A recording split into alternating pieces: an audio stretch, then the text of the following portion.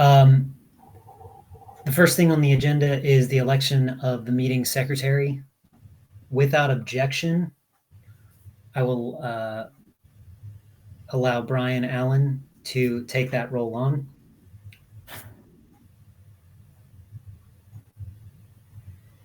Perfect. Now, the adoption of the agenda. Are there any changes that need to be made? Andrea, go ahead. Yeah, sorry, I haven't looked at it. You're kind of quiet for me. If you can. Oh, sorry. Hang on. It might be me. Hang on. Can you hear me better? You're still a little bit quiet, but I think we can try and get you. On the agenda, unless it's added, I do not see anything about the communications director discussion carried over from last week or last month. I'm so sorry. Mr. Allen, was there a motion on the table for that? Mr. Can you specify what you're asking?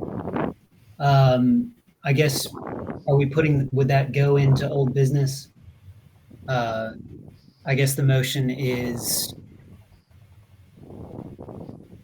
I don't think we have a motion on the table from last month. No, there was a motion that was passed to direct the communications director to respond within a week. Okay. Then we'll put it on old business and put it on number 2, if you want to do that. So after LNC update? Sure.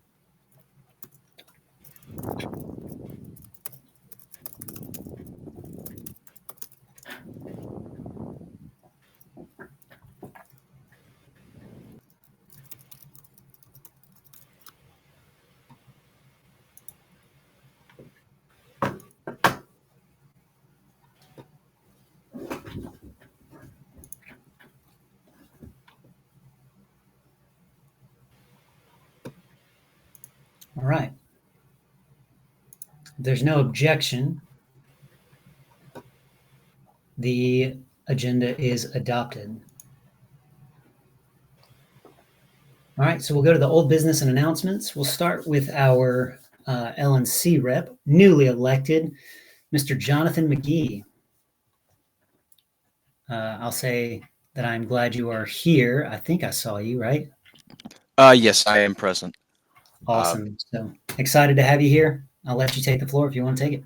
All right. Well, for those of you who weren't at National Convention, I am Jonathan McGee, the new LNC Region 2 rep. To those of you that were present and voted for me, once again, thank you for your support. I hope to do you proud. And for those of you that were present and didn't vote for me, I'm still going to fight to represent each and every one of you, and still reach out to me if you need anything. Beyond that, business on the LNC is pretty straightforward. It's only been about a couple weeks. There was one regularly called meeting post-convention and an XCOM meeting, mostly focusing on ballot access issues, which, as some of you may know, is pretty critical to an issue to my home state of Alabama. And looking at your agenda, it appears to be an important issue to you too. So certainly, if there's anything you need me to communicate to the LNC, don't hesitate to reach out to me. And with that, I yield back whatever remaining time I have. Cool. Mr. Allen, did you have something? Yes, I had a question. It is my understanding that the LNC will be sending out letters to the Secretary of States for each state regarding our presidential and vice presidential nominees. Do you have any understanding of when that might occur, if it hasn't already? My understanding is that all those certificates were handled the first week of the new LNC. I don't know if they've been received by your Secretary of State. If you'd like me to double check on that, I can. That would be greatly appreciated. Yeah, and I have an email from I believe it's Karen Ann Harlos saying that the campaign itself is actually handling that. So somebody was out of town, but they should be back in town today, and we should hear from them soon.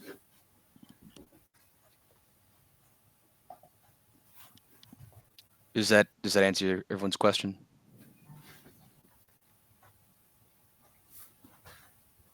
I think so. I think we're good. All right, thanks, y'all.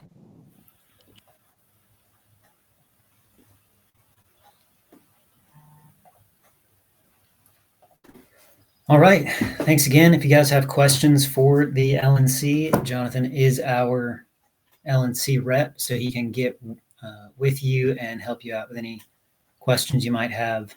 And he is our liaison and will hopefully be here on a lot of our meetings and be able to kind of give us the lowdown on what's happening at the national level. All right. So we will move on to our communications director directive. We have a motion on the table from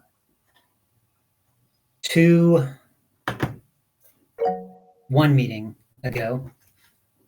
Mr. Graham, would you like to? There's no motion on the table. The motion passed last month. Yes, that's Yeah, fine. Okay, sorry. I should have let you complete your thought. Yeah. So the question here is, I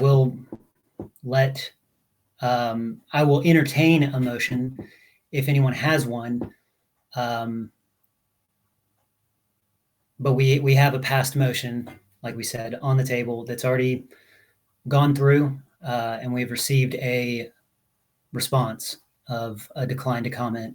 So I will entertain a motion, but if not, we will continue on.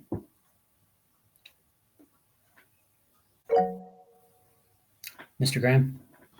Yeah, like I said, we already passed a motion, so another motion isn't going to resolve the issue, I don't think. But Okay. we have issue right now where there's a director who is refusing to answer some pretty straightforward questions. I had it characterized to me off list as like a witch hunt. Just asking why something was posted, like how does that fit into the strategy, is not exactly a witch hunt. And I don't really think that's a fair characterization. And I just want to know what the chair and vice chair are doing to, have the comms director or social media director, somebody just answer the pretty simple questions. I don't understand why they're not being answered.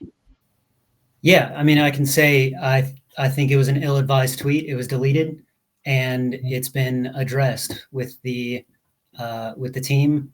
And I've spoken with the comms director, and he is firm that he has no comment. So that's what we've got.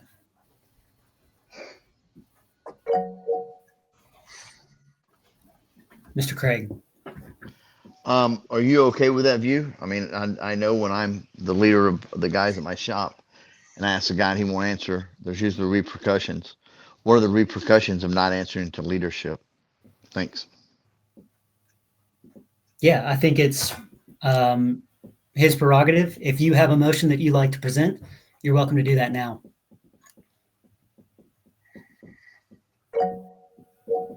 Ms. Austin? Move to replace the comms director. This is Ms. Doug Craig. Austin has I have a second. moved, and it has been seconded to replace the comms director. I'll reword that for now. Move to remove the comms director because the replacing would be a future step. Okay. You'll accept my amendment. It has been seconded, so it would need to be amended. As the person that seconded, I'm good with amending it. Okay, we'll call it a motion to amend to remove the communications director from his post. We'll not vote on it. We'll just call it amended because that's just a lot of work for not a lot of return. So we'll say it's an amended motion to remove the communications director. Is there any debate? Mr. Johnson? Yes. Good evening, everybody. Can everybody hear me all right? Yes. Yes, sir. Well, I'd like to speak in opposition to this motion. And I would like to say that the Libertarian Party of Georgia is very fortunate to have a skilled, talented, and dedicated director that has built and is building a powerful communications infrastructure. And that it's my feeling, just my personal opinion, that he doesn't want that, or I know, well, let me just say, I don't want that destroyed by some, what am I trying to say, for chaotic or angry or obscure reasons. And I'm going to vote against that motion, and I invite all my reasonable colleagues to join me in that vote. And I appreciate this. Thank y'all. All right. I don't know who was next. Ms. Austin, I believe since you were the first one to bring that up, I think the floor belonged to you in the first place. So that was my bad anyway. So you can go ahead. No problem. Thank you. So I think I think we're getting distracted. It doesn't matter how well the communications director has performed or what an infrastructure they have built. If they refuse to listen to the will of the executive board of the party, then they are not representing us. And we cannot have someone out there speaking in a public platform on our behalf if they refuse direct instructions from us, because that means they are rogue. I know that word has been brought up before and you guys took objection to it, but that's exactly what that is. They're out there on their own, refusing to listen, and that means they're not representing us. And in my view, if they are not going to represent the executive board that was elected, then they need to be speaking on their own personal platform. And we need somebody who will represent this board, because we were elected to represent the body of the Libertarian Party of Georgia. And so it is irresponsible to allow someone to continue when they refuse to listen to us.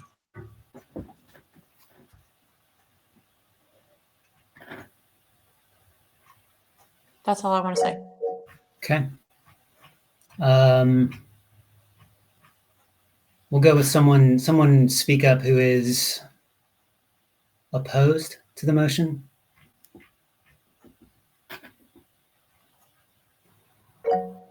I'm opposed if you would like me to speak. Yeah, go ahead.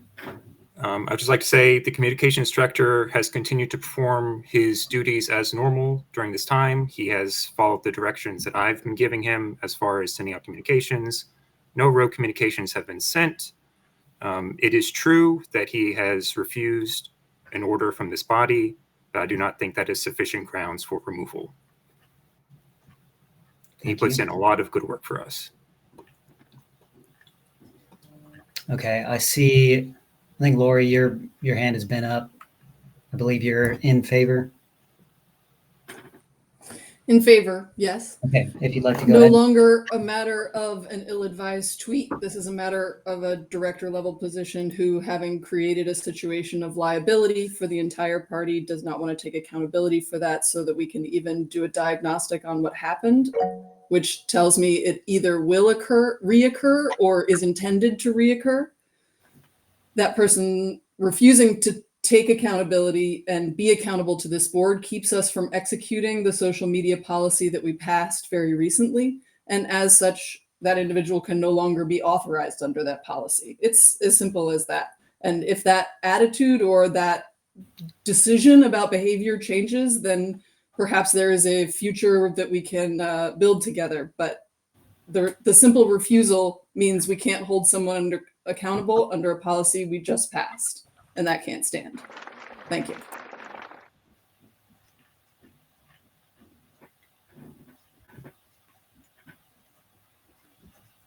Okay, someone opposed. There's a lot of hands, so somebody's just going to have to speak up to be recognized. I want to go in order. Hi, yes, Jared, this is Victoria. I'm opposed to what do you call it, the motion? Uh-huh. And please forgive me if I'm stepping out of Robert's rules by saying this. I think that this is just a very to me. Okay, I'll remain professional and keep my keep my opinions out of what's really going on here. Yet, at the same time, I would like to make I do not think that this person should be removed. He's been doing an excellent job. It's a lot of work, and he's been doing a great job. I don't. I'll just say I don't really see. I think that this issue is being blown out of proportion, turning into a power trip, and also.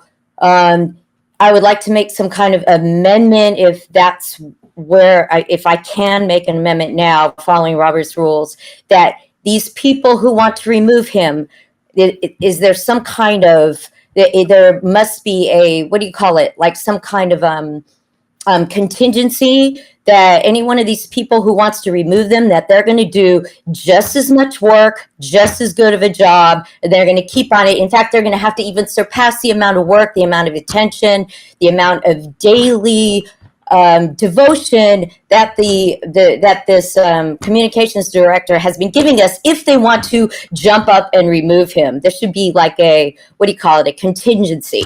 Hey, you're willing to do all that work? Then fine. Then you can sit there and make a just a solid, what do you call it? Not a declaration, if you will, that you will do just as much work as he's been doing it, if not more. Thank you. This is Doug Craig. I'd like to speak for the motion.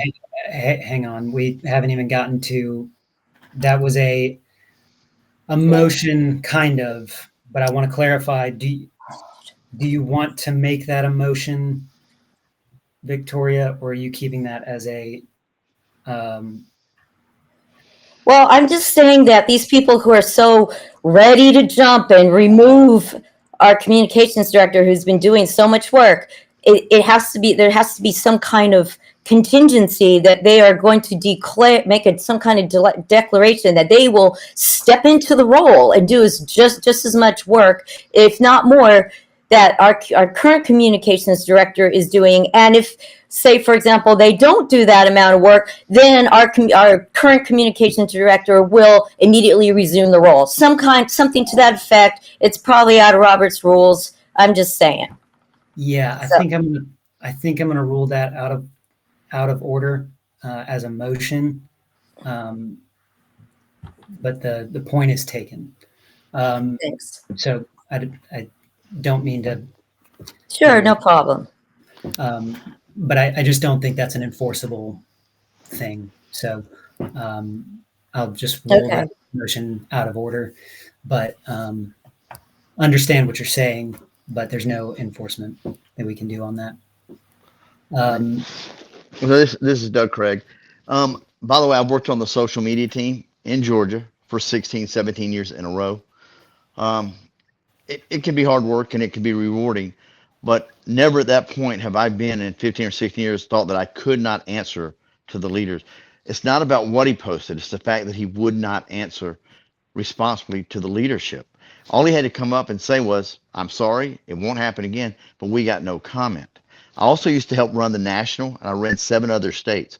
At no point in any of those states would it be acceptable to not listen to the leadership or the committee that was in charge of you. If he had come out and said, God dang it, I made a mistake, I think we would all move on. He could still come out and say, I made a mistake and move on. But instead, it's no comment. That is to me what is wrong. I don't care how bad you are, how good you are. If you cannot listen to leadership, you don't need to be in that spot. And to me, we need to remove that person. I don't care how much work they're doing. You do not work with people who cannot work within the system. You have to move past that. I don't care how much the work they're doing or how much they think they're valuable. They're not valuable if they will not take direction from leadership. That's it. Thank you. Thank you, Mr. Craig. We had in favor, someone opposed. Yes. It's Will, Mr. Richards. Yes, so I recognize the motion we passed at the last meeting, but the position our communications director is in now is not simply where he is being asked to own up to his own actions, but to those of someone else. When, for lack of better terminology, the expectation here is that he throw the person who made this post under the bus. For what? When the post was removed, when we passed a policy to control our social media. That's all I have. Thank you, Mr. Richards. Someone in. I can go. Go ahead. Yeah. So, I mean, I went out after the refusal to answer the questions and discussed it with people involved in LP politics, as well as people just involved in, small, like nonprofit boards and the like. And the consensus was a director that's not answering to the board needs to be removed. And that's not something that I would have wanted to do in general because of all the great work that he's doing. But the fact that he's not answering is, I mean, the board just, we can't allow for that. That's not a thing that we can allow for. And then to even clarify here what's being done about it, and to hear our chair and our vice chair just saying, well, that's the way it is. If the chair and vice chair aren't going to do anything about it either, then the board, it's incumbent on the board to do something about it. And there's not really much left except for removal. So I support removing the comms director. Thank you, Mr. Graham. Is there anyone else opposed? Yeah, this is Scott. I didn't like the post, but I think this is transformed into something else. And what we're doing is we're asking the comms director effectively to dox somebody, and we're doxing somebody, and I don't really approve of that. And so for that reason, to the motion. Hey, this is Doug Craig again. I don't remember us asking. Mr. Craig, I'm going to have to give it to someone else who hasn't Yes, sir. I understand. for the sake of the conversation. So if you have spoken, we're going to have to cut it off soon. But if you have spoken, please no more, just for the sake of order. But I will take someone in favor. So Mr. Mosley or Mr. Dolan. I'll go ahead and get it in. I first of all, I do want to say I have all the respect in the world for the comms director. It is not a job that I would want to do. My job is enough. But if I were to screw up as your IT director, then it would be my responsibility. I would be bound to come and say, I screwed up. Here's what happened, and my further service is in your hands. If I screw up at work, my manager then has to make a call. Is this something that he can protect me from, or is it something where I need to face the fire? Is not, as a comment said, this isn't about throwing someone under the bus. This is the clear story needs to be told, and responsibility needs to be taken.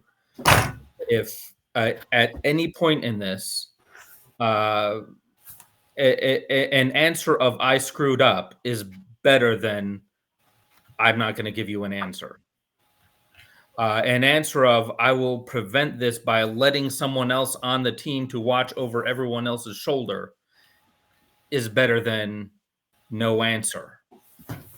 At the very least, there ought to be some sort of ongoing audit for a while. Might be an acceptable solution. There are other acceptable solutions that the comms director could have come forward with. But the refusal to answer is the problem. So that's all I have to say about that. Okay, is there someone opposed?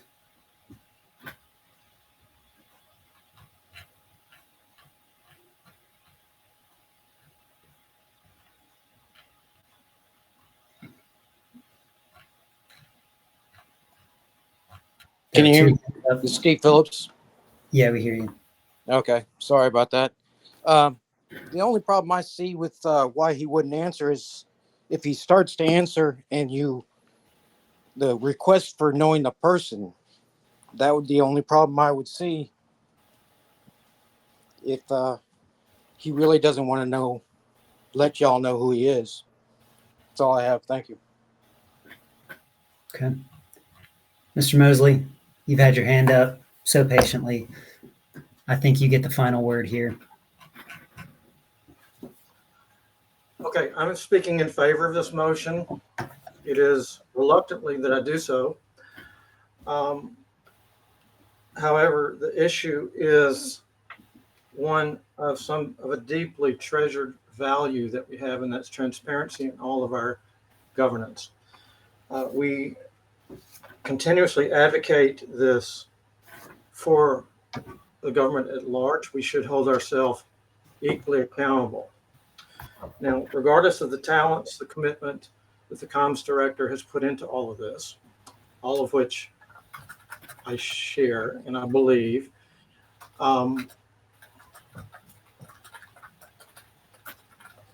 this move to refuse to answer simple questions is a serious breach of accountability and transparency. It cannot stand. And regardless of how the vote turns out today, this will be consequential going forward. Now, I'm not saying that as a threat. I'm just saying that as a karmic prediction. To answer some of the questions that have been raised, this is not an obscure reason for bringing this forward. It's a very serious reason. And as far as this issue of falling on a sword to protect somebody who doesn't want to be known, this speaks to the real core of the issue and the fault lines across the board. There should not be anybody working on any of our committees that are acting anonymously. So whoever, we've had problematic tweet, this seems to be limited to the Twitter account. And it must be known to us who is actually speaking on our behalf. This is a matter of transparency. It is no different than when Alex as a treasurer makes a financial decision or he has people working for him to help him get his job done. If something happens and that needs to become known to us, we need to know who is working on our finances, who is working on all aspects of our social media. So I'm going to bring this back down to the very serious issue of transparency. I want to say that this is, I'm very reluctant to do this, though I will vote yes for this because this cannot stand. I have watched people in the past, very talented people, very accomplished people in this party, completely ruin themselves with this kind of behavior. It is not appropriate for this situation and in this moment. Thank you. I am finished. Thank you, Mr. Mosley. With that, we will close debate and we will take this to a vote. This is according to Robert's rules, a motion to rescind or amend something previously adopted. So that's a 2/3 majority to do so. So those in favor of the motion to Point of order, remove- Chair. Point of order, Mr. Chair. Go ahead. I'm sorry, can you clarify? You're saying this is a motion to rescind something previously adopted. Can you clarify what it is exactly that we're rescinding? Yeah, sure. It's the appointment. So I'll read Robert's Rule of Order to you. If a single person, okay, are you good? Do you need? Yes, I thought we were rescinding a previous motion. No. This is just the actual motion to remove is a motion to rescind. So it's a 2/3 because of that, based on chapter 13, if anybody's curious. So someone has a hand up. Mr. McKinney, are you okay? Those in favor. Sorry, I also had the same question that Christine did. I was unclear that this was going to be rescinding something previously adopted. It didn't make sense to me. I will defer to the experts on that matter. Okay. Yeah, I have the reference. It's in 1323 vacancies in a committee. So if the president has that authority, it would be vested solely in the president. But I have let you guys have the opportunity to handle it, but it is a 2/3. So that will be my ruling on that. All right, those in favor of the removal of the chair, please raise your hands. To clarify, we're not removing the chair. Sorry, the chair of the communications, the director of communications. Good Lord. You almost got yourself booted. Yeah, wouldn't that be great? Wishful thinking. I'd go have a beer. All right, I see 7. Y'all can lower your hands.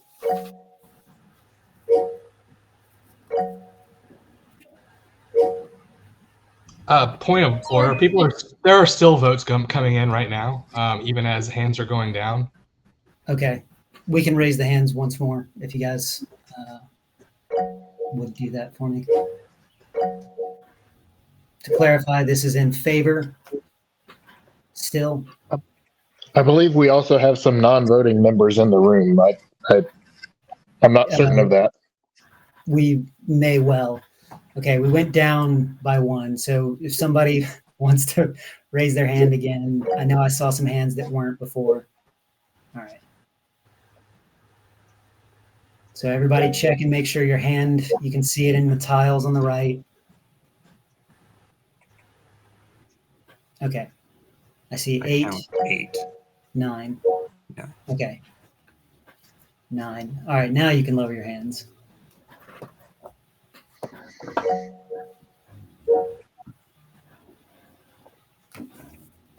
And Mr. Barker, your hand is up.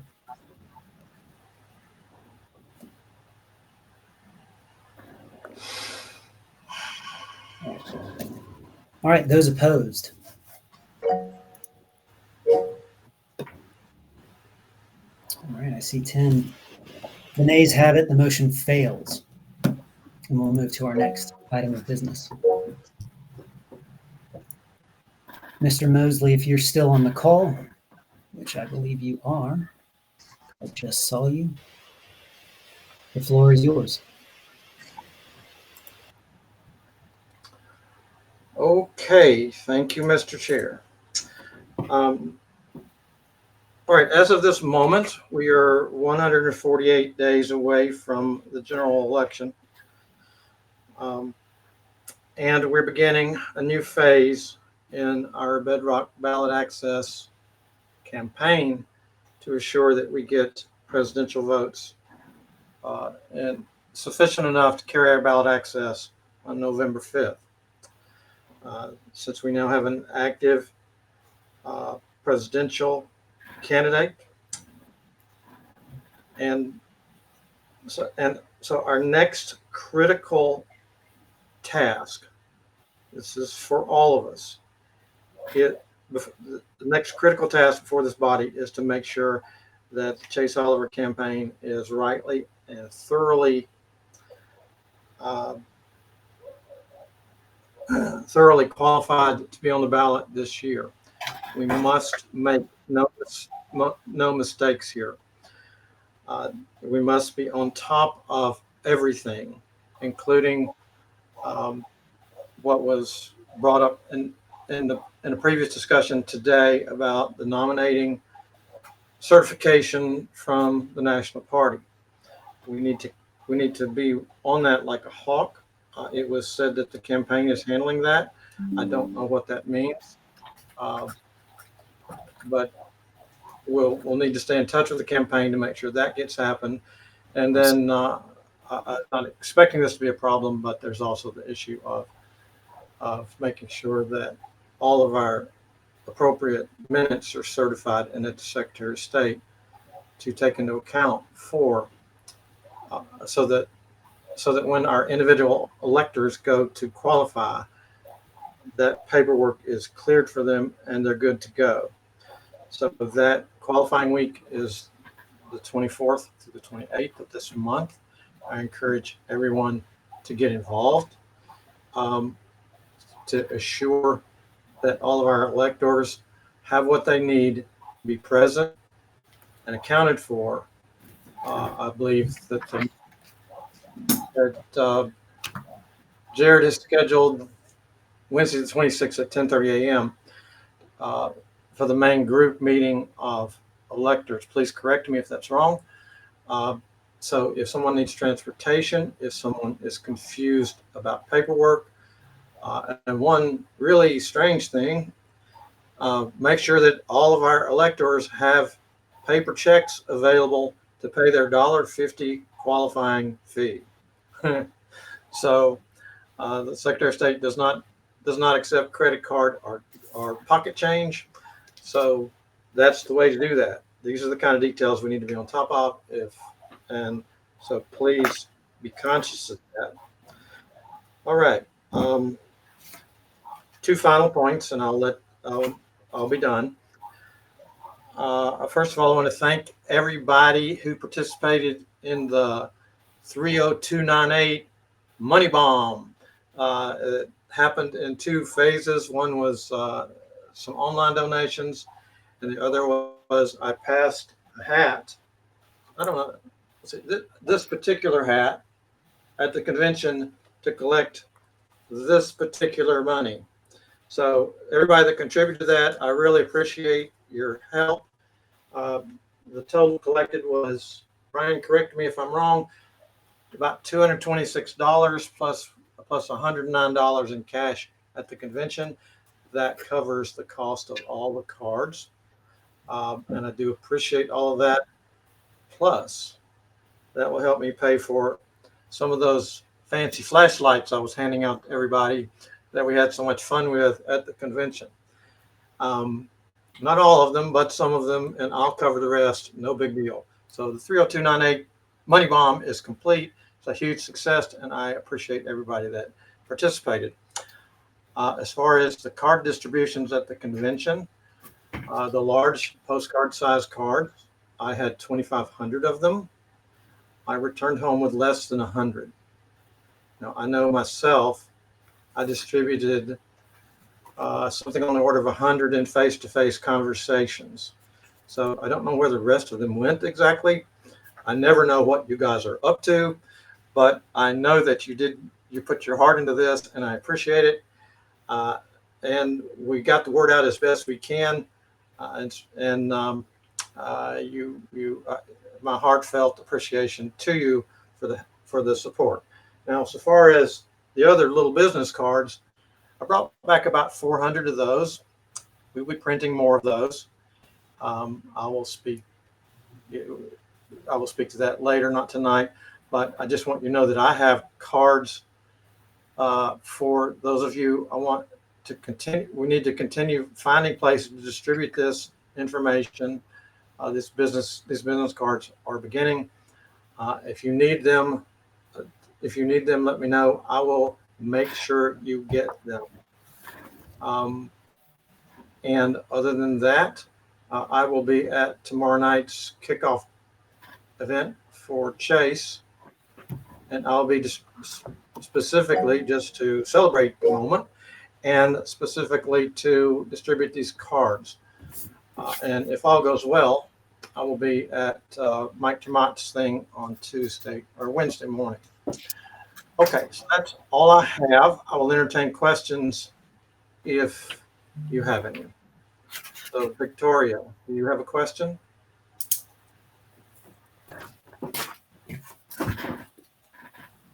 For me. Hi, so sorry. No, I didn't mean to have my hand up. I'm so sorry. Okay. I'm going to take precedence over Mr. Dolan just because I feel that need for the sake of business. And I'll come back to you in a second. The total amount you spent, Mr. Mosley, was how much? $302.98. I spent some more money on flashlights, but that was kind of a last minute spontaneous decision on my part. Okay.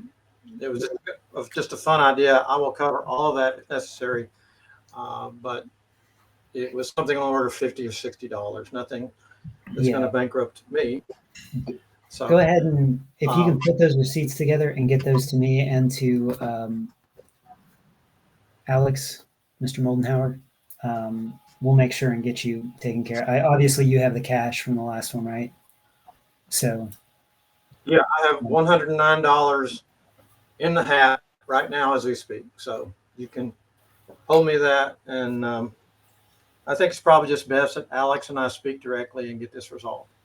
So. Okay. Cool. Thank you. Mr. Dolan, back to you. I just had the thought. Down here in Fayette County, we've got an Independence Day parade coming up, and I believe there's another parade that Doug Craig has mentioned. That the thought occurred to me, it might be nifty. There's a huge turnout at these parades. If we could get something together that we could put, parade friendly, that we could put out, small handbills or something, and decent volume to cover to hand out to a bunch of folks. So that's I just had that thought. I don't know if you can come up with something. Well, yeah, and Danny, if our next Bedrock Ballot Access meeting is Wednesday night at 7 p.m., if you want to get there or somehow pass word to me, I'll bring it up in that meeting. Those are exactly the kind of things that we want to pursue. So thank you for bringing it up. Please, Danny and anyone else that's willing to show up at our Bedrock Ballot Access meeting on Wednesday, I would love to have you there, and we will have a great time. And maybe if you're special, I'll send you one of our special flashlights. I'm finished. Thank you all.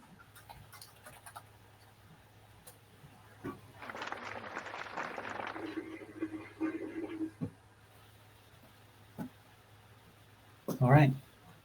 If there are no further questions for him, we will go to a candidates update from Ms. Angela Pence.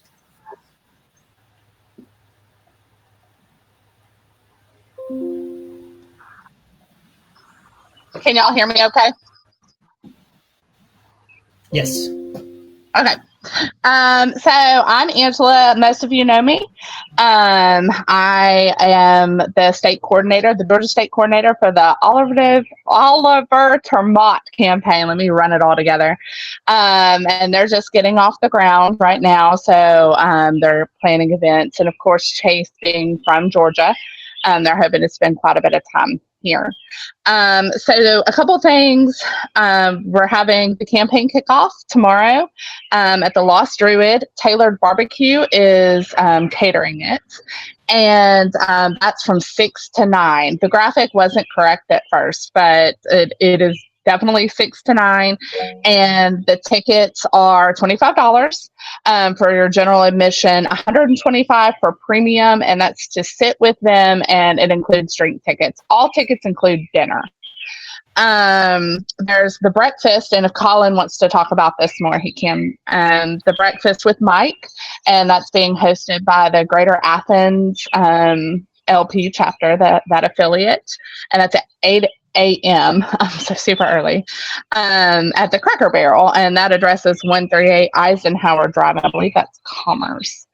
And then of course there's the elector qualifying that's coming up, and Chase has agreed to come. He's excited to see you guys, and of course obviously get qualified in his home state. So that's all we have. We're looking at doing a Juneteenth booth. So if you guys know anybody that would like to volunteer for that, of course we're looking for volunteers, period. As we get rolling and the campaign is going and growing and expanding, door knockers, people to phone bank, things like that will definitely be necessary. So if you're interested in doing that, you can go to votechaseoliver.com and just do the sign up link to get involved, or you're welcome to message me. I'm on Basecamp. As far as the paperwork that was mentioned earlier, the campaign is, I can speak to that, the campaign is aware of that. Other than that, that's the month of June, and that's what we've got, and I'll keep you guys updated. And of course, if you have any questions for me, please feel free to reach out. Oh, there's a lot of hands. Yeah. Do you have questions? Yeah, go ahead. As long as they're questions, and Jermaine, y'all go ahead. I won't. Yeah, let me. I just wanted to see if we had plans to send out event information to our email list and our social media platforms. I'm sure that can be in the plan. Short notice for the email. Social media should be easy enough to just throw it out there, but I think it's been on Facebook, but I haven't seen it on Twitter yet. So. And that's, we definitely, I know the campaign wants to work, obviously, with the state affiliate. If I can get that to you guys and you guys can promote it, that would be fantastic. Of course, the campaign obviously will have their own social media for that as well. But we definitely want y'all involved as much as possible. Cool. There are a couple other hands up. Yep. Maybe I can just, Mr. McLean, keep us moving. Thank you, Angela, for coming on and talking to us. I appreciate it. We'll be meeting at 8 a.m. At the Cracker Barrel in Commerce on Wednesday. So, Mark, I know you said that you were hoping to be there. I would appreciate anyone who wants to come. Please come and visit with us. I'm super excited to go see Mike again. I have no idea how many people are going to be there, but just shoot me a line and let me know. Likewise, was said earlier, Zach, I've sent you some DMs on the Twitter, and we have promotional materials for you to put up regarding that meeting. Thanks a lot.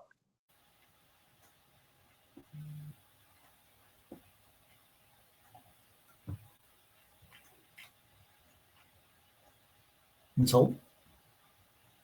Yeah, I have seen information about this on Facebook, but I've not seen anything on Twitter at all, which is kind of weird. Angela, can you confirm that you guys have sent the information into our Twitter account to be posted? From that we sent it over, I cannot confirm that, no, because I'm not part of that crew, but I can find out, yes. Thank you. That would be very helpful because I feel like we need a unified front on this, and not having it on one piece of our social media is unusual. So thank you very much. Yep, no problem. Mr. Dolan? I just want to say I love the this teamwork with this campaign, and I had the thought this morning that it might be just something to think about for us as an XCOM for in the future. Anytime we have campaigns going on, that we should that maybe we ought to, whether it's a local endorsement or a nominated candidate or a special election, maybe we should have more regular campaign or campaign committee updates to let us know what we can do to support, like we're doing here. Thank you very much for all your hard work.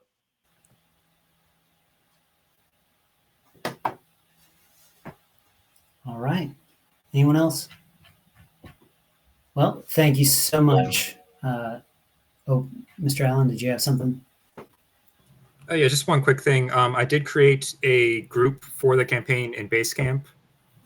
If anyone wants to join, you can just shoot me a message or shoot Angela. She should be able to add you as well, and you can discuss things. Perfect. Ms. Holt?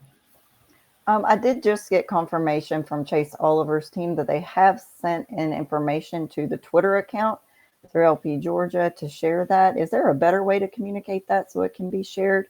This may be more of a question for the chair versus Angela, but since she's in, I think it would be a good time to let her know those things. Yeah, we can. I can log in and check and see what the deal is. All right, thank you. Yeah.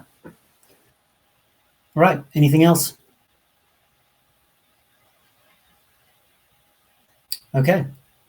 Thank you, Angela, for coming on and sharing some exciting events for us. We're glad you were able to join us, and hopefully we can get some people there. All right, you're welcome, and thank y'all for having me on. Perfect.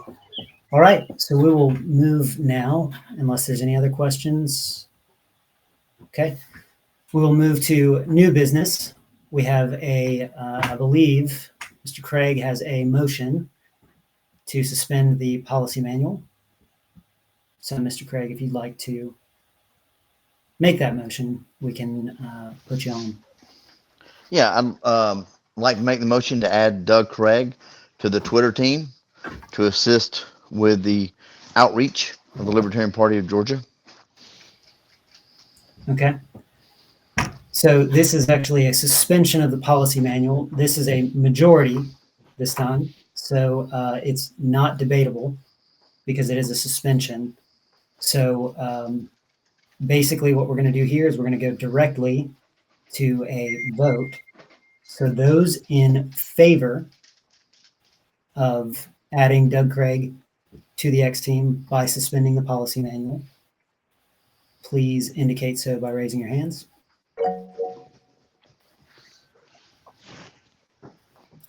Okay, I see none. You can lower your hands. And those opposed.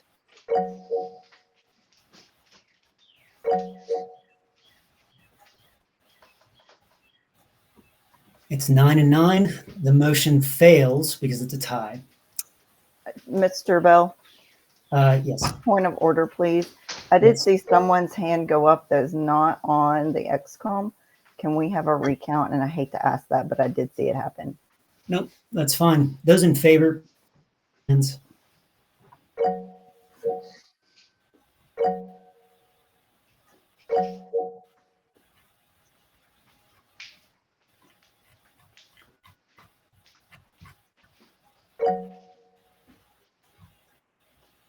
Okay, I see 10. Do we want to do a roll call on it?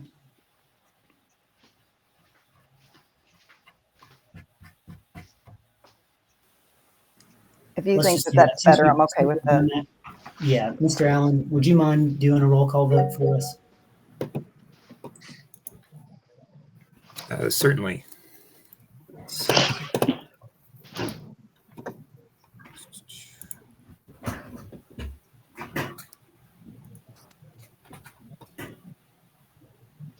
Okay, when I call your name, can everyone see this? Yes, we can. Yes, we can. When I call your name, please say aye, no, abstain, or pass. Starts with me. I will pass. Miss Austin. Aye. Mr. Parker, Aye. Mr. Boykin, No. Mr. Craig, Aye. Mr. Cunningham, Mr. Cunningham, No.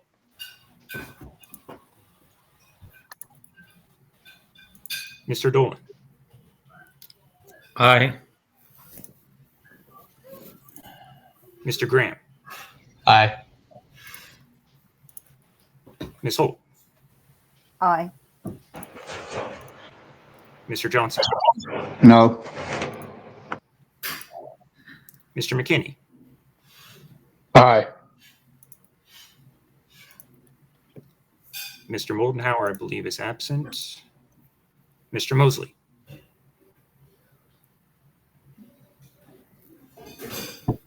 Mr. Mosley, Aye. Mr. Phillips, No. Mr. Placey, Mr. Placey, No. Mr. Richards, No.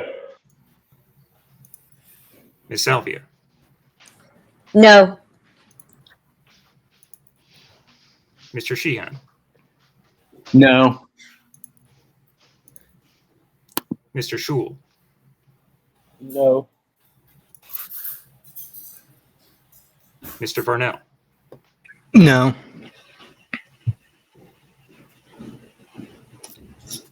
Mr. Varnell, No. Ms. Williams. Aye. Is there anyone's name who is entitled to vote who I did not call? Anyone who I did not call? Okay, goes back up to me. Oh. And I vote no. So, Mr. Chair, I have 9 ayes, 11 nays. All right. Thank you, Mr. Allen. I know that's a pain for the secretary to do, but to be sure, thank you. The motion fails, and we will move to the next item of business.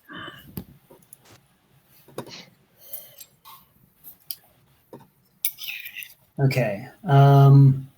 The resolution to support the Federal Reserve Board Abolition Act. Mr. Allen, if you wanted to take that on.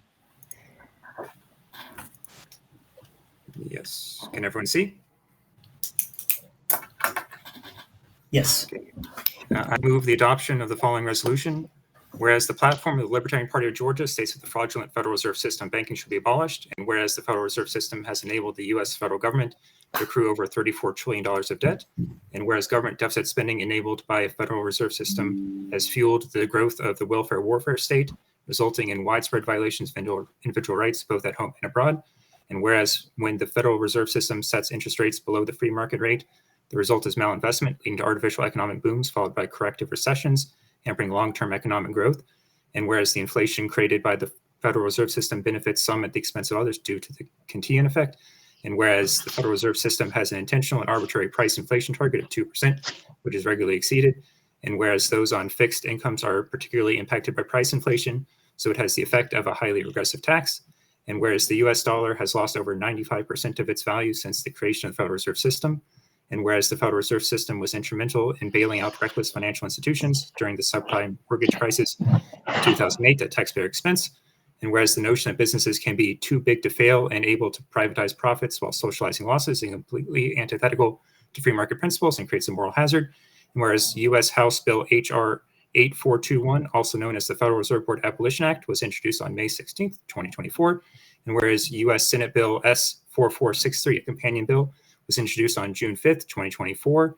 And whereas the Federal Reserve Board Abolition Act was first introduced by Dr. Ron Paul, former representative from Texas's 14th Congressional District in 1999, and last introduced in 2013. And whereas the Federal Reserve Board Abolition Act would abolish the Federal Reserve Board of Governors and each Federal Reserve Bank. And whereas the Federal Reserve Board Abolition Act would repeal the Federal Reserve Act, which was signed into law on December 23rd, 1913. And whereas the sponsor of H.R. 8421, Representative Thomas Massey from Kentucky's 4th Congressional District, visited the 2024 Libertarian National Convention and encouraged Libertarians to assist by working to get resolutions of support passed at the state level. Therefore, be it resolved, the Libertarian Party of Georgia, 1, supports the passage of the Federal Reserve Board Abolition Act, and 2, calls upon the Georgia General Assembly to adopt a resolution supporting the passage of the Federal Reserve Board Abolition Act. It has been moved. Is there a second? Second. It's been moved and seconded to release, we'll say, the resolution to support the Federal Reserve Board Abolition Act. Is there any debate?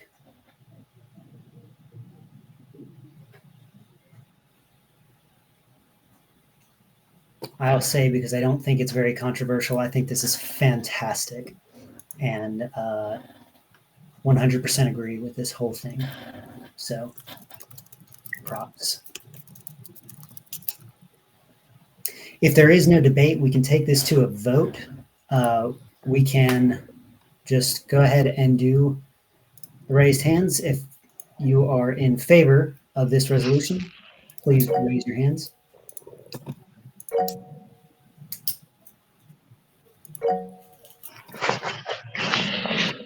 Yeah, 15, 16,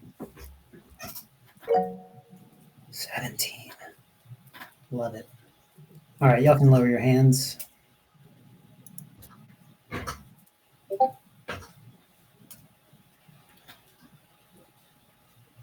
Got one person.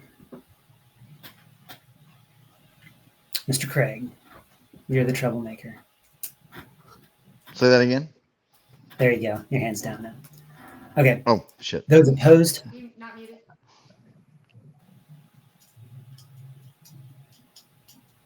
Seeing none, the motion passes and the resolution is adopted. Thanks, everybody, for that. Unanimously, yeah? Of those who voted. Props. A resolution to oppose sex reassignment for minors. Mr. Richards. The way we usually do it, I know Mr. Allen has been doing the most of the resolutions, keeping us in line with our policy manual, but the general practice, what we do is we read it out. So if you wouldn't mind to move the to read it for us. Yes, sir.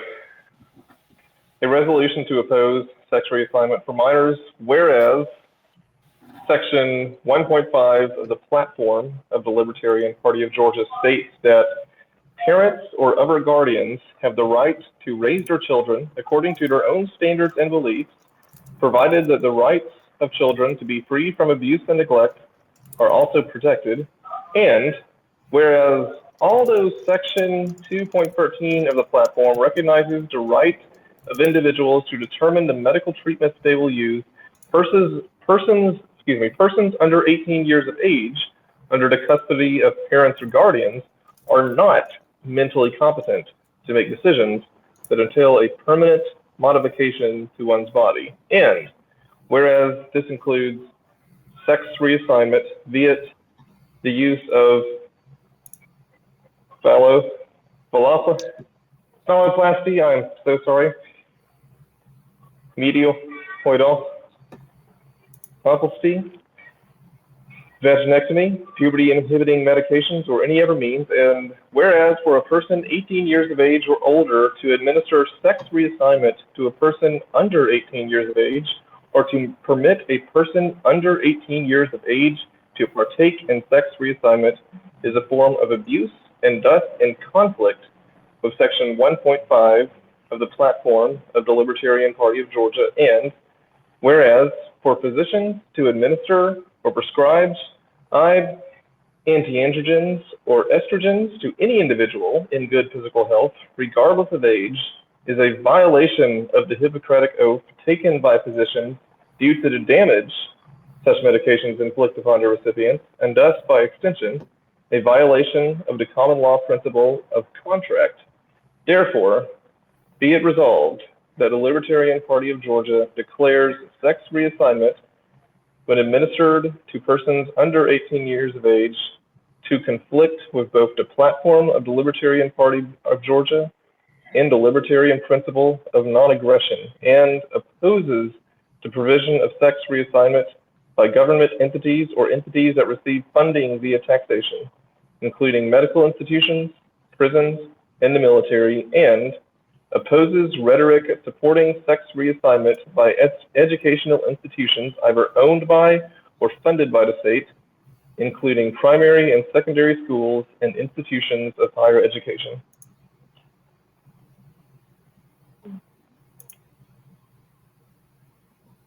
Thank you. Sorry. It's been moved. Is there a second? I second it. Mitchell Johnson. All right. It's been moved and seconded to adopt the resolution as shown on the screen as previously read. Is there any debate? I will first leave it to Mr. Richards, and then we can pass it around. I believe that it is necessary to clarify our position in light of the times we live in. This is a red state where many would hold this position, and combine that with the fact that I believe this to be the correct libertarian position. And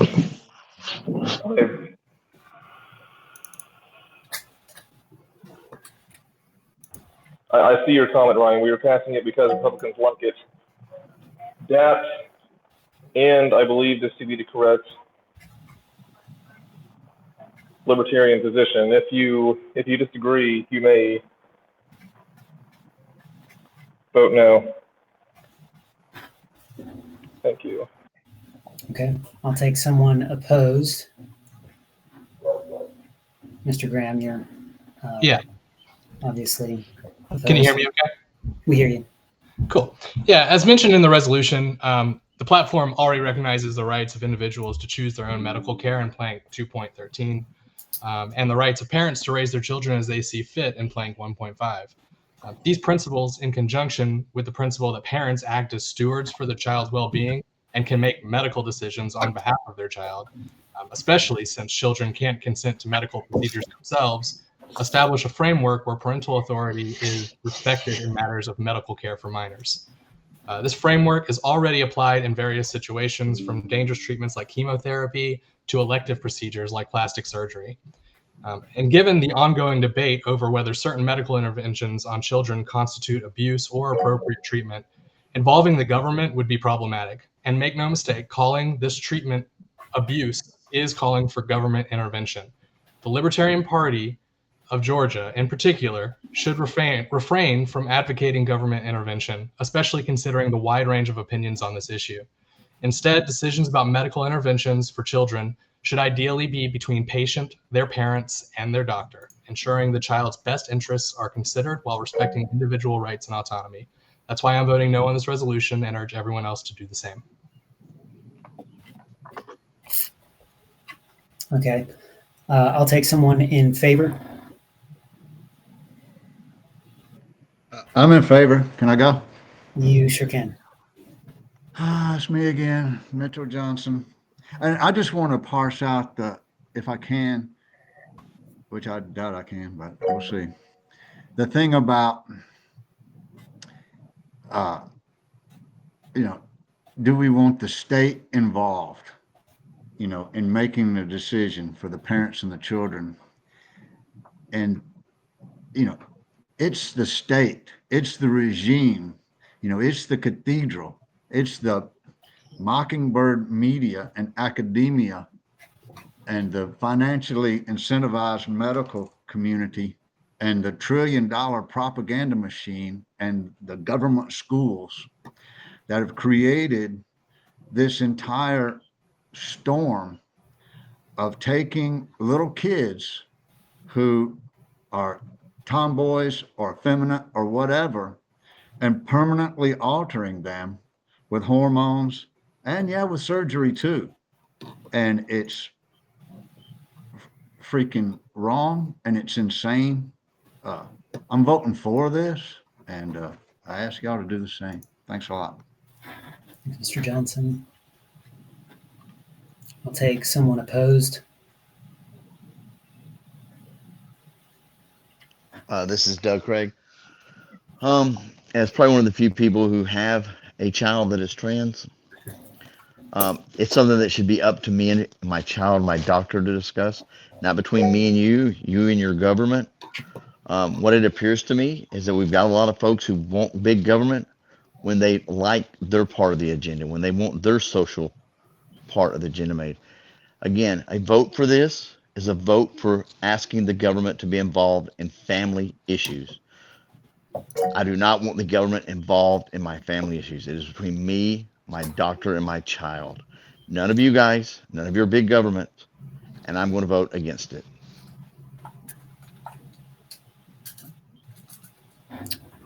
All right, I will take someone in favor.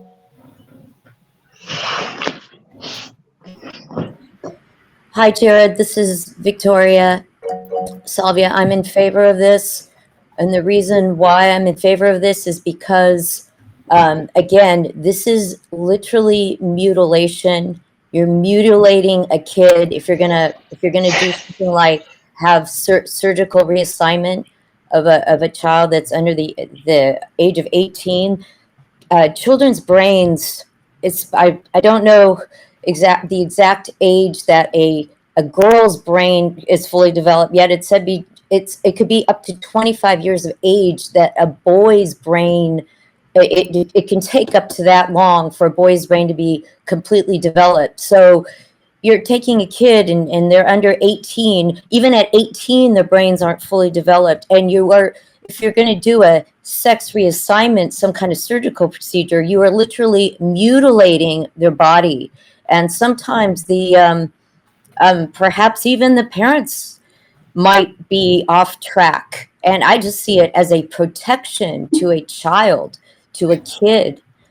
And so anyway, and I don't see it as government intervention. I see it as protection against abuse.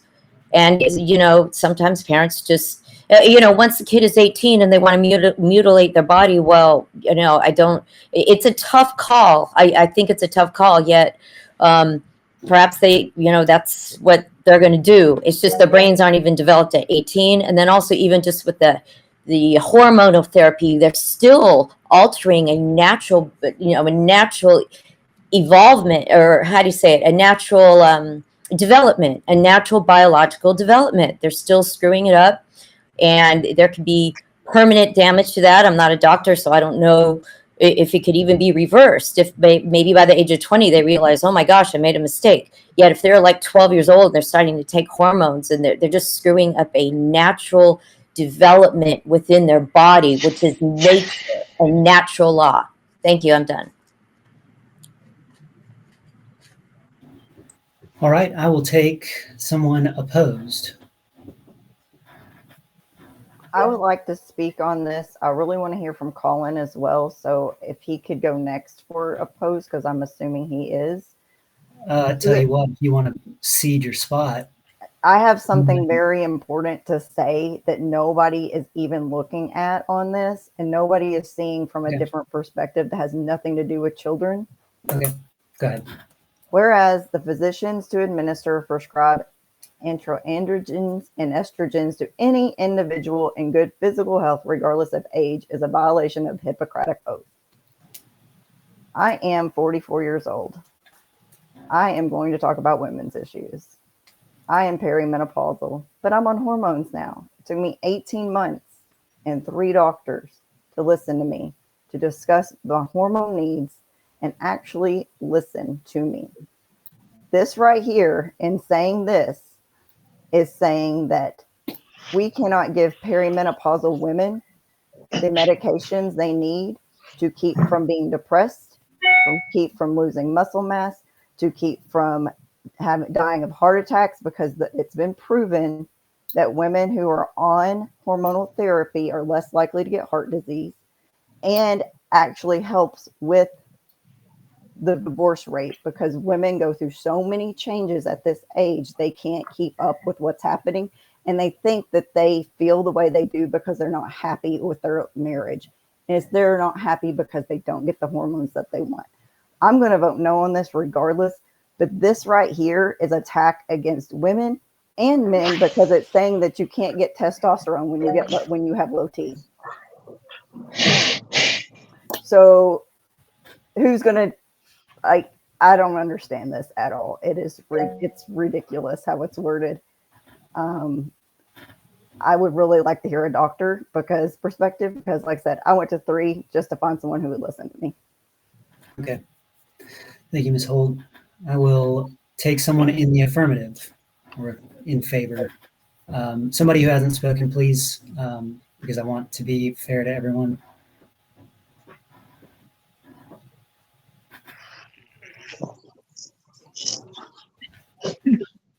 Anyone? Mr. Chair. Is that Zach, Mr. Barnell?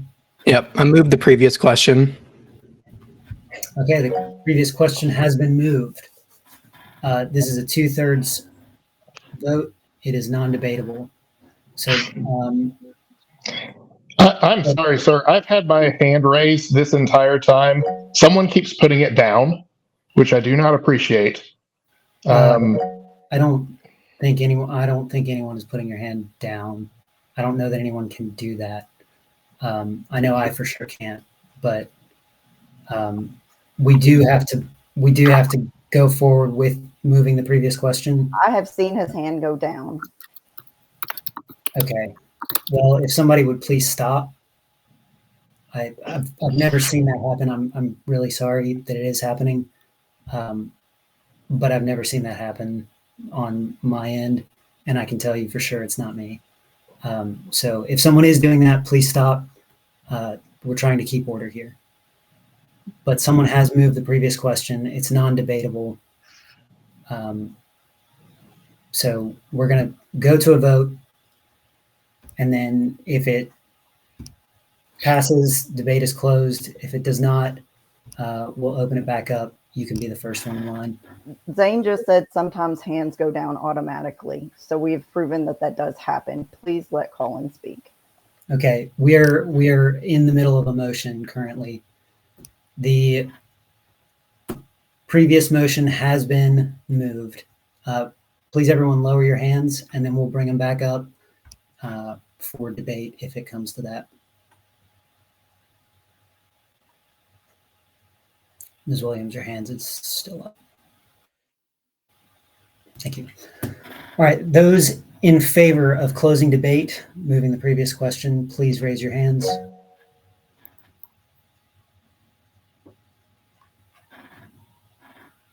All right, I see 3. Y'all can lower your hands. Those opposed? Okay, I see 11, 12. The motion fails. Debate is back open. Mr. McKinney, if you would like to go, it is back on you. Thanks, Earl. Please, if anyone didn't see what I posted on Basecamp, please take a look at it. I'll basically summarize. I'm an emergency physician, so luckily this has not been an issue, that I have to deal with in my professional life. Personal life, that may be different. And frankly, it's none of anyone's business, especially the government. And I will echo what others have already said. When we ask the government to step in on these medical issues, then you're asking the government to tell you that you can't take ivermectin, to tell you that you must wear a mask, to tell you that you must take a vaccine. There are so many medical problems that the evidence is not good for. And even in my field, if you had 10 doctors and you ask them the same question, you might get 11 answers. These things are very complicated. They're very difficult to understand, and they are not something that should be adjudicated in this format by these people. I am voting no, and I urge you all to do the same. Thank you, Mr. McKinney. Is there anyone in favor that has not spoken?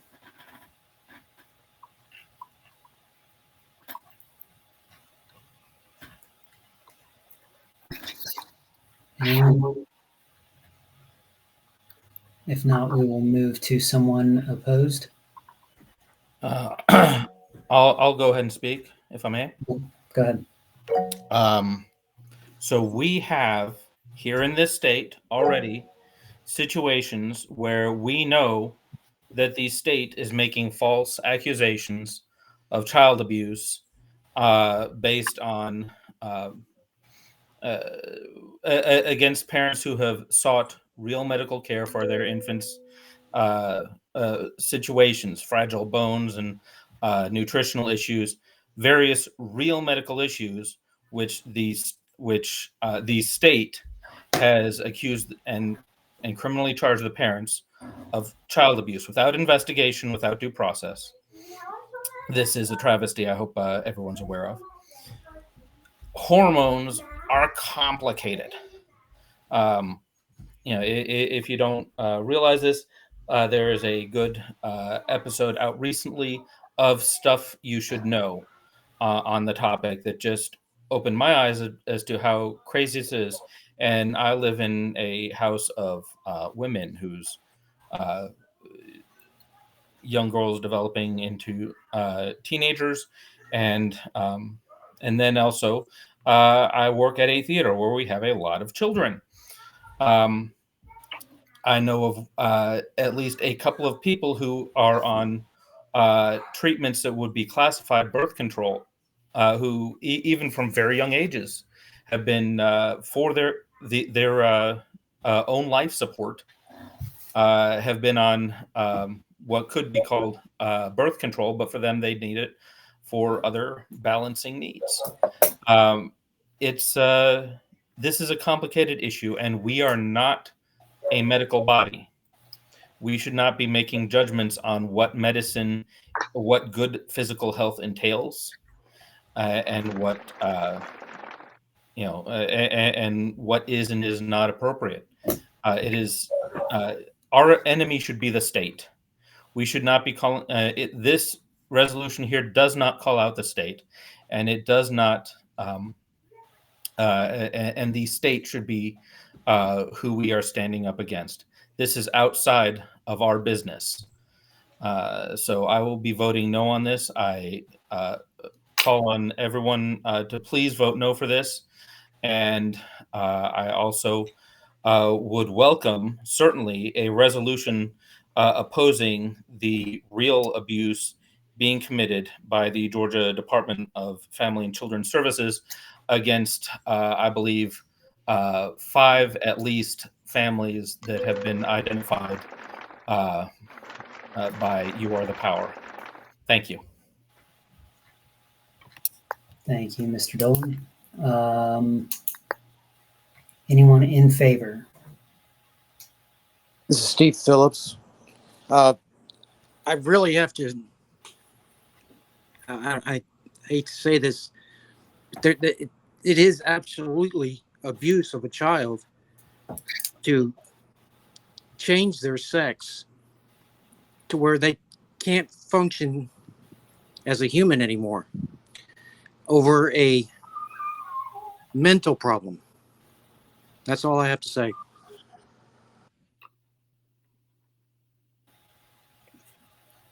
Thank you, Mr. Phillips. Someone opposed? I'd like to speak opposed. Christine Austin here. I'd like to just address a different issue that hasn't been brought up. And that is that unlike the previous resolution that we just passed, which was directed toward a specific initiative, this is basically a reinterpretation of our platform. And this is not the forum for that. We have a platform committee that meets throughout the year, and everybody was invited and encouraged to apply to be on that committee who showed an interest. And that committee presents these types of issues to the entire body at convention. And I think that's the appropriate place for these kinds of discussions. And so I just don't even think this is the right forum to consider something like this. And for that reason, I think it should be, what is the word? It should be kicked over to the platform committee to have a deliberate, a discussion that's going to take more than 20 minutes to truly deliberate and go through the details of this and try to get it right if we do recommend a change, because there's a lot here and I don't think we can do it appropriately in the time that's allotted here. That's all. Anyone in favor? Yes, Jim Sheehan in favor. Okay, Mr. Sheehan, go ahead. Thank you. So I'm going to speak in favor of this resolution. I want to acknowledge Mr. Dolan's points that he made, particularly about government family services agencies. That was an excellent point. Really made me think about it.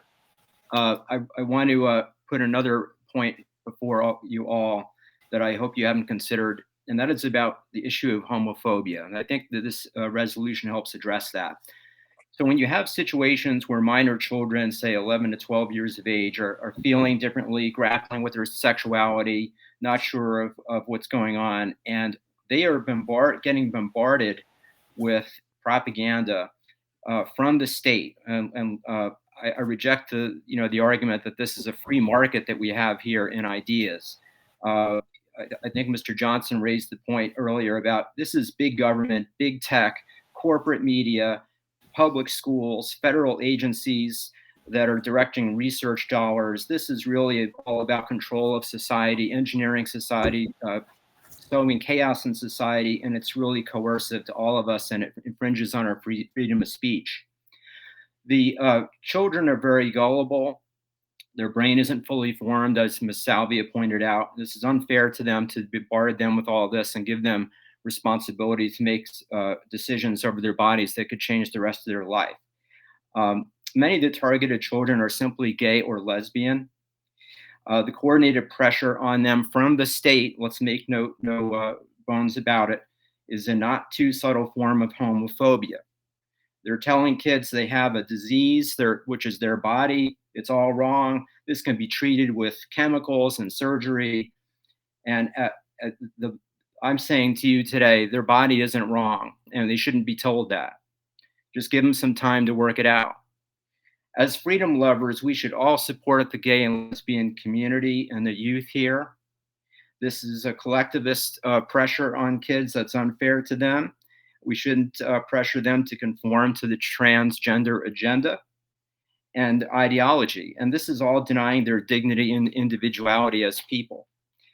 Tolerance is a core libertarian value. I think this sex reassignment business of children is intolerance in disguise and a form of child exploitation. So I hope I've made you think about it from a different way. Thank you, everyone.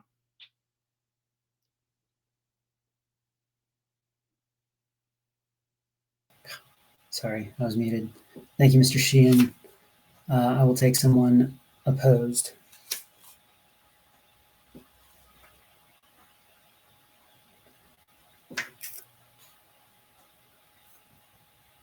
Anyone? I got a point of information. Yes, go ahead. What vote will it take to pass this? Majority. 2/3? No, Majority? Mm-hmm. Okay, that's what I needed. Thank you. Very welcome. Excuse me. When can I move to amend it? When would that be proper, please, Chairman? I believe that is in order currently. We are still in debate. So if you have a motion, looks like Mr. Allen is prepared for that. Yes, I'd like to make a motion to amend that. If adults want to take hormones and do hormone therapy, sure. It's just what my concern was, the kids under 18, that they should not, basically based on a lot of what Mr. Sheehan had just said, that yes, I'm just wanting to protect the kids. However, if you're over 18 and you're an adult, then sure, and that I know that yes, that can help a lot of, especially women who want to take hormonal therapy. Sure. I was just concerned about the kids that are 18 and under, or under 18. Okay, so I'd like to move to amend and take out that part when it says, regardless of any age, you shouldn't be able to take hormonal therapy. Okay. Can I get clarity on what exactly this motion is? Yeah, I was gonna ask if I could clarify with you. Maybe if you're asking to clear regardless of age, and strike individual and say minor, would that encompass your motion?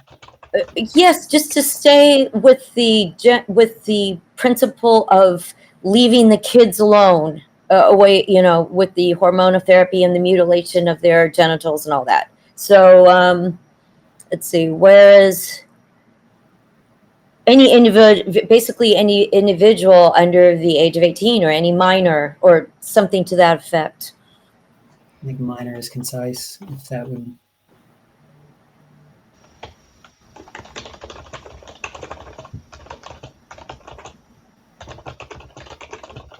Is that acceptable, Ms. Salvio? Let's see. To any minor.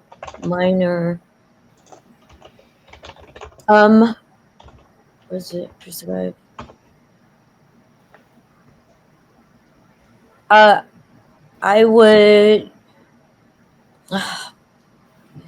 Yes, at this time, that would be acceptable. Yes, thank you. Okay. It has been moved. Is there a second?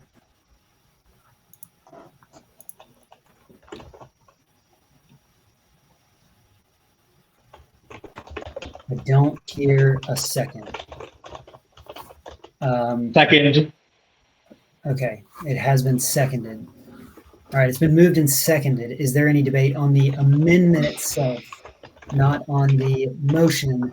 We're on the amendment.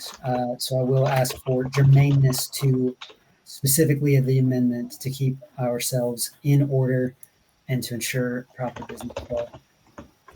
I will pass it to you, Ms. Salvia, if you want to take that first, and then we can bat it back and forth if we need to. I'm sorry, I'm not clear about what you need me to do. You can speak for your motion to amend the resolution. Well, yes, just as I just said, I'm just speaking because, yes, I think that it's very important to certain women that, yes, it's fine if you're over 18 and you want to take this hormonotherapy, as long as you have informed consent. That should be in there too, informed consent. As long as you're over 18 and you want to take the hormonotherapy, sure. Again, this is about protecting the kids under 18 from. What? Yes, go ahead. I wasn't recognized. I was just reacting. Sorry. No problem. I just, Yeah, I think we're gonna leave the motion since it's been seconded, unless we're moving to amend, and that's where it'll be. Anyone opposed to the amendment as it is? Again, just the amendment.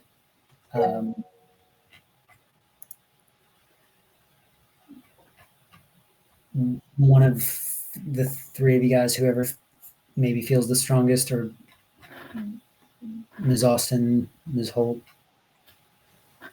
So also doing this basically says that a teenage girl under the age of 18 who has extreme periods and a doctor won't listen to her and she's in pain so much that she can't function, or has to take birth control, I don't know, because they went through extreme chemotherapy growing up and it almost killed their ovaries, so they need to be able to make their system work properly so they don't release all of their eggs and can have children later in life. Can't do that. Okay. I'm speaking from experience that happened to my niece. My niece was 14, not sexually active, needed to go on birth control in order to make sure that she could keep her eggs so she could have children later in life. And I've also had nieces who've had extreme periods. Doctors, once again, did not listen to them, had to go to multiple doctors to get on birth control at the age of 13 just so they can function and go to school. So I'm opposed to this completely because the person who wrote this does not understand hormones and why they're needed in life. And we're just going through and saying, oh, because that's what we think. I've never studied it. I've never taken, I've never talked to people. I've never experienced anything like this, but I'm just going to write a resolution that basically attacks most females in the resolution that has really nothing to do with child abuse. So I think for that reason, why as a committee would we accept something like this when it's in writing where no one has actually done the research needed to put forth this resolution?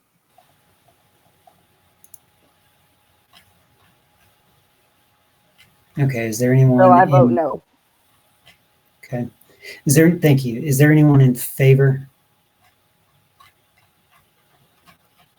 Okay, I see 2 hands up. If there's no one in favor, I assume it's opposed. Williams, if you want to be recognized. The entire paragraph should reasonably be deleted. To achieve the ends that Victoria stated, the more appropriate path is to delete that final paragraph, the final whereas, because we simply can't make that statement. So yes, those 2 should be deleted, but why stop there? Okay, is that a motion? Yes. Move to remove.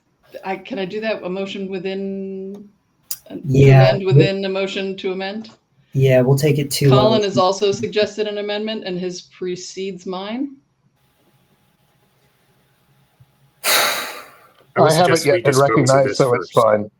Okay, then we'll go 2 amendments deep. We'll unroll it, and then we'll go back and as we go. So the amendment would be to what is that? To strike the 4th whereas. Yes. Instead of, we'll call it an amendment by substitution. Got it. Like it. Appreciate you, Mr. Chair. You're welcome. All right. Is there a second?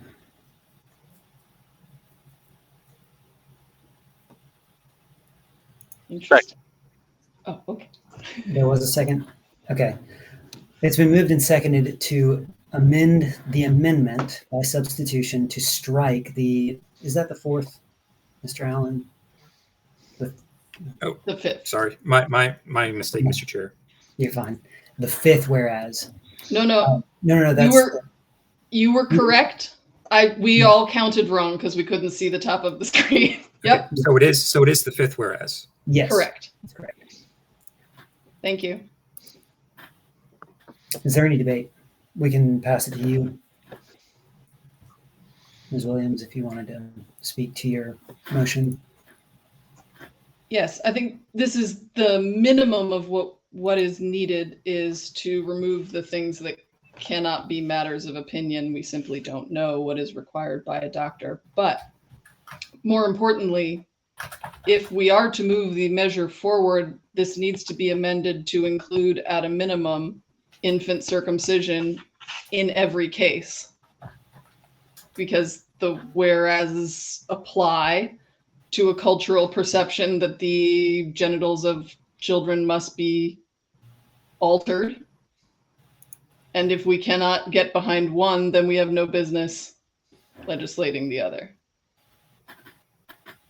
Passing resolutions on what the state should do to parents who care for their children in the way that they feel appropriate. Thank you. Is there anyone opposed? Hey, I'm opposed.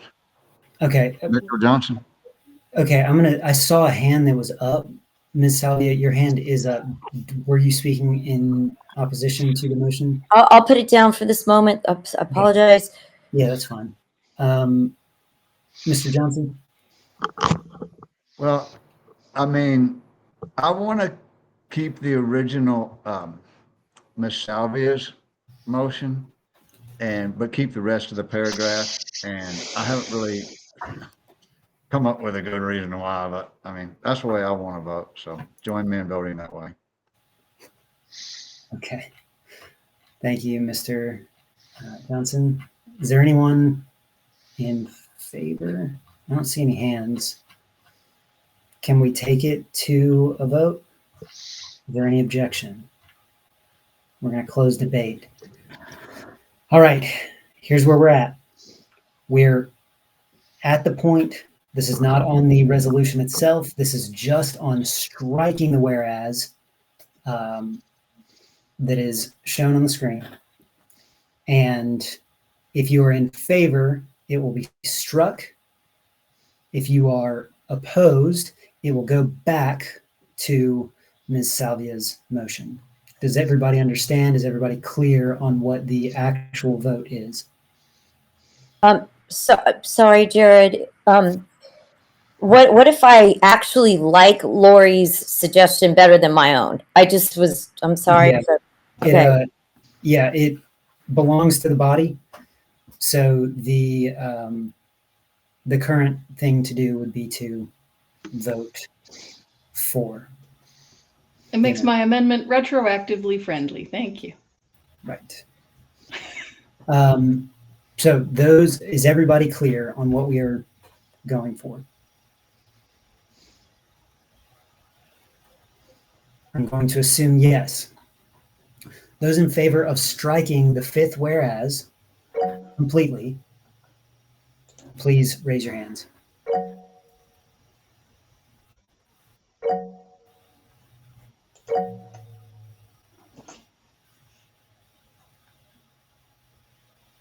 Okay, I see 13. Those opposed?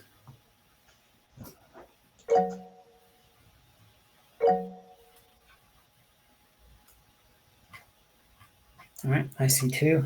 The motion carries. The entire piece of that has been struck.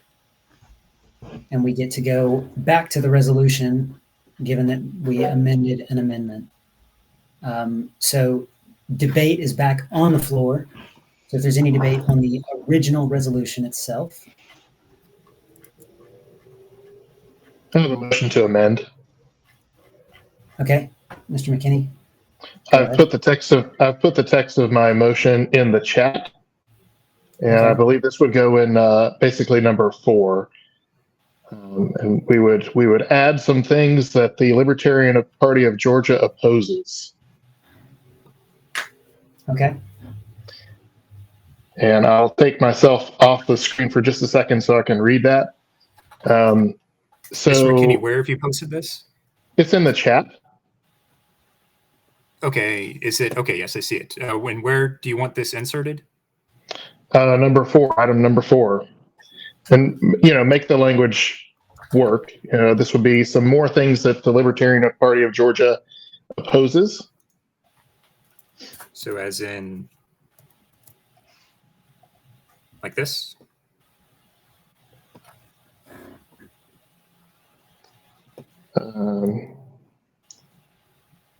Yeah. I think you might have just.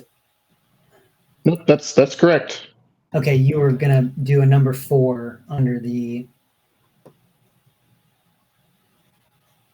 Opposes. Yeah, change including to opposes. Okay, there we go. To make it fit. There we go.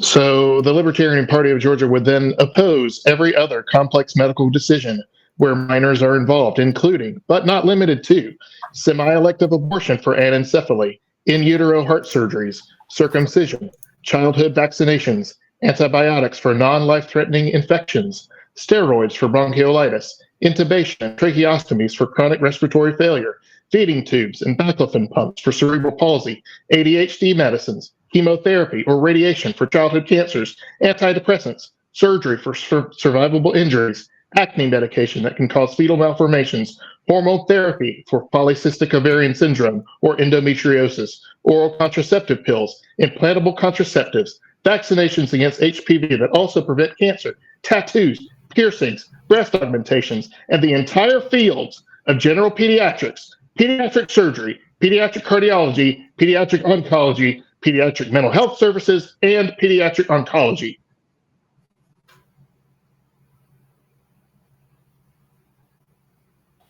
Is there a second?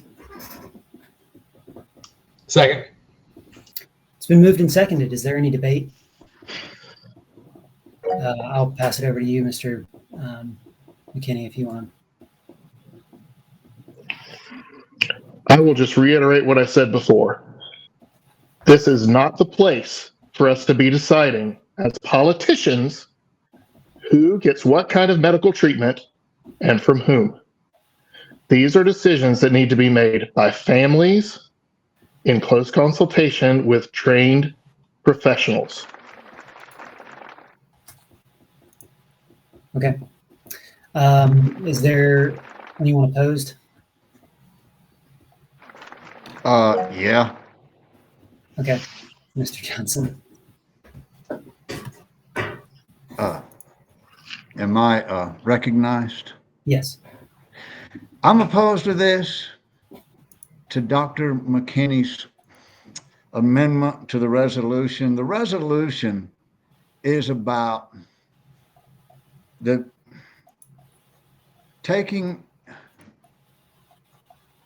kids who may be gay or maybe not, and saying that they were born in the wrong body and giving them improper medical treatments, hormone treatments, gender reassignments, and puberty blockers and surgery and everything else. It has nothing to do with this other shit that Dr. McKinney put into the poison pill amendment to the resolution. And let's just vote no on that and get back to the resolution. And you can vote no on that if you feel like doing it. Thank you, Mr. Johnson. Is there someone in favor?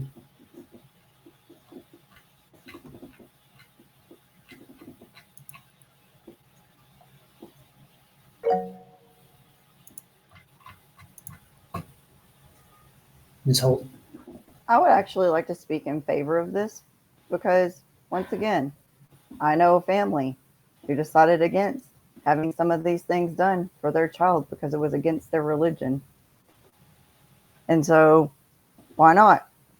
I mean, if we're going to let just, why don't we have the state come in and make that decision for them so that they couldn't make that decision?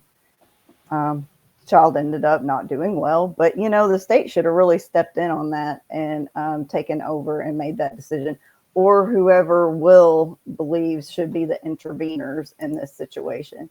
But they needed emergency surgery, blood transfusion, that's what it was, but that should be added on here. And the parents said no to it. They couldn't get everything passed in time, and the child did pass away, but so we definitely need the state involved in all of these things because children can die if parents don't make the right decision for them. Thank you. Someone opposed? Or no more debate? Seeing no more hands, we will take this to a vote. Those in favor of the amendment, please raise your hands.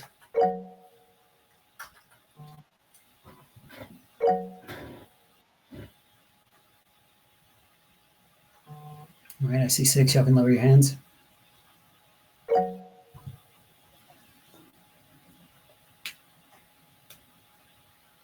Okay, those opposed?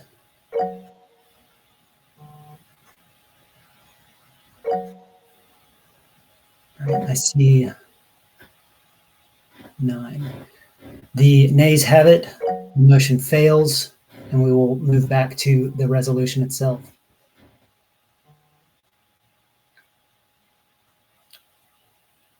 I'm giving Mr. Allen a run for his money today. Didn't even ask to be secretary. Mr. Allen? Just a bit of housekeeping. I'd like to move to amend the resolution to remove this last "and" here. Without objection, we can remove the "and." Okay. Let's just accept that.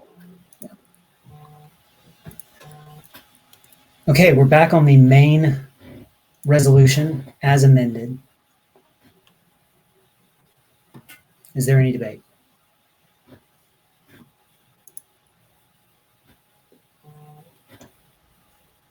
Okay, hearing none. Motion to amend to remove the second whereas. This the one? entire paragraph, please. Is this the correct one? Yes.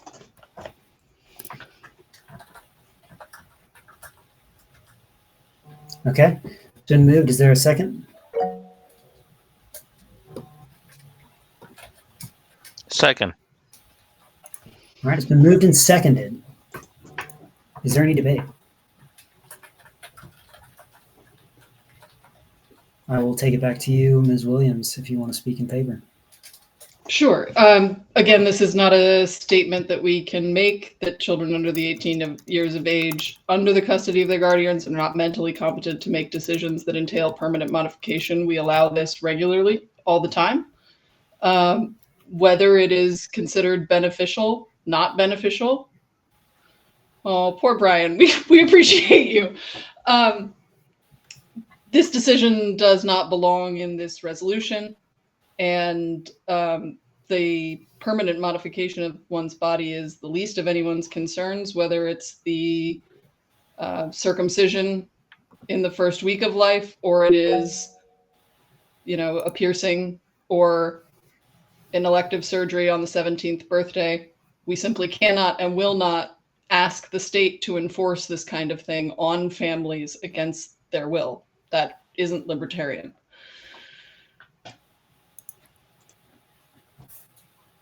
Okay. Anyone want to speak against?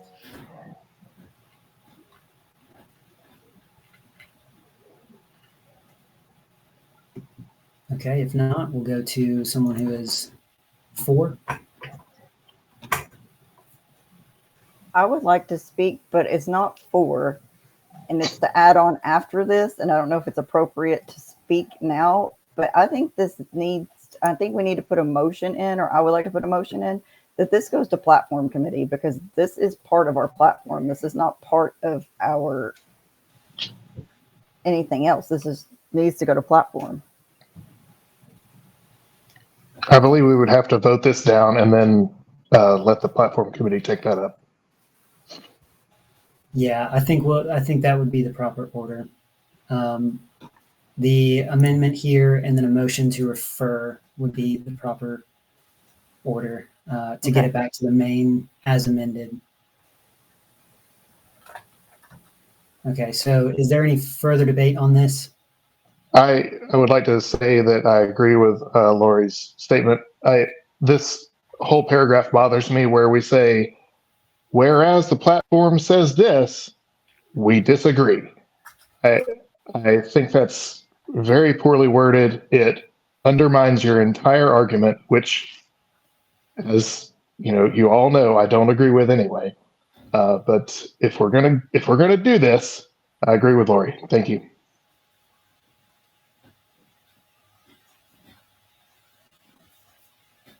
Okay. Is there any further debate?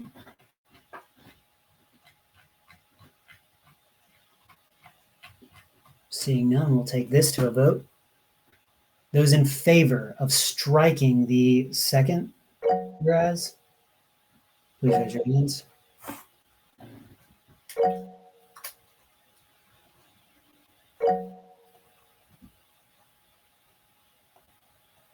right, I see 9. You can lower your hands.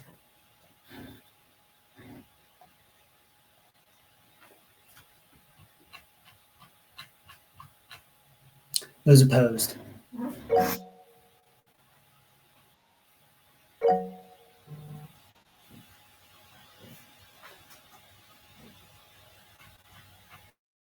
Eight. The motion carries. And the second whereas is stricken.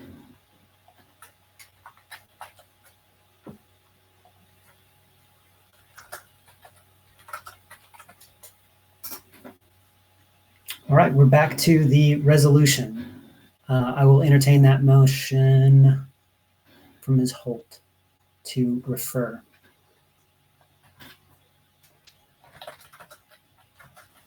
Do I need to state it again? Please do. I make a motion to refer this to our platform committee instead of making a decision here, because this does have to do with our platform and they should be able to make that decision for us. Second.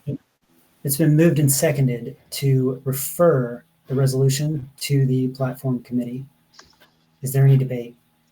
Just one point of order or point of clarification. The platform committee does not make that decision on your behalf. We only make recommendations. Just thank you, Christine.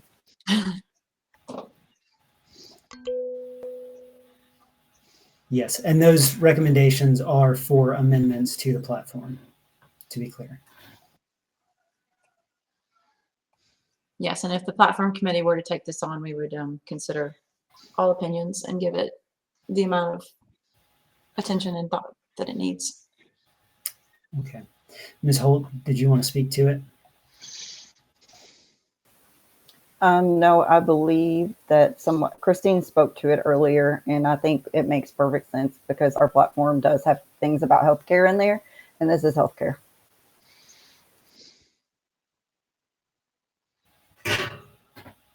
Okay. Is there any further debate? I see a hand up. Ms. Salvia, were you going to speak to this before we close? Well, just saying that if it were to be sent to the platform committee, what is the platform committee going to just further debate it and just come up with a different version so we're not doing it at this time during our meeting? Is that basically what's going to happen? And then they're going to present it back? And if so, if that happens, are one of us allowed to bring our own version of it, a similar one to this committee, say next month? You know what I'm saying? Like if we refer this to the platform committee, does that mean that our hands are tied and we're going to have to wait for the platform committee to come back with a different version? Or if I say wanted to write one from now until our next XCOM committee meeting, could I do that? Does that make sense?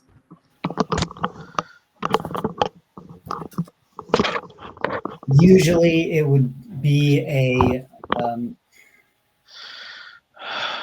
I would call that a motion to reconsider. And usually that's only brought up by a person who voted in the affirmative or the negative on a prior vote and then changed their mind. So the short answer to your question is yes, it would go to the committee, and it would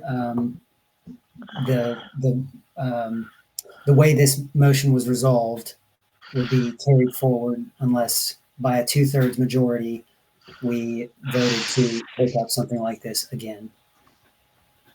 Point of information, please. Is that Mr. Boykin?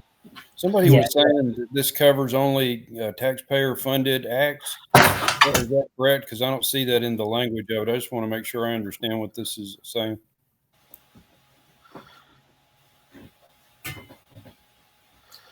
Provision by government entities or entities that receive funding via taxation.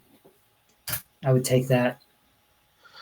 Item 1, though, speaks on behalf of the party and does not address government.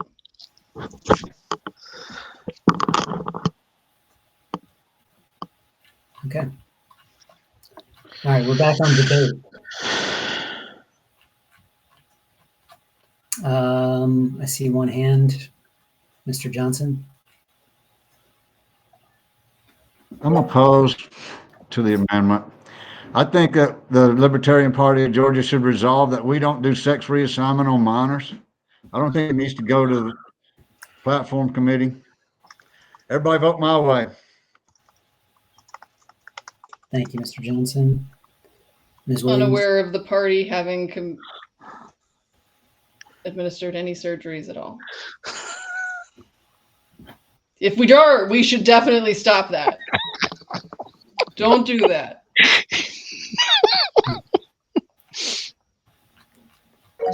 All right. I am not a surgeon. Mr. Mosley, you got your hand up.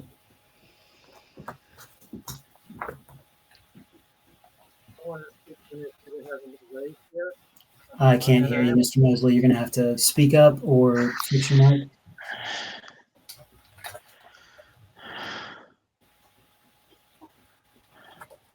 Okay, does that work? Yeah, that's better.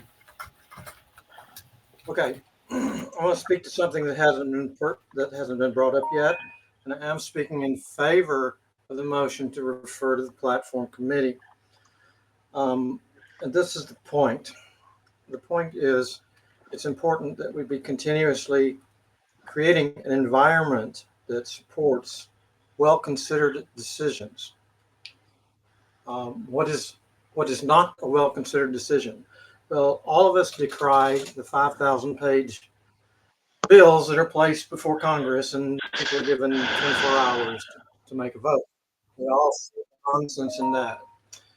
This particular measure, this particular resolution, should have clearly been known that this was going to be a charged, heavily debated issue that hasn't been talked out.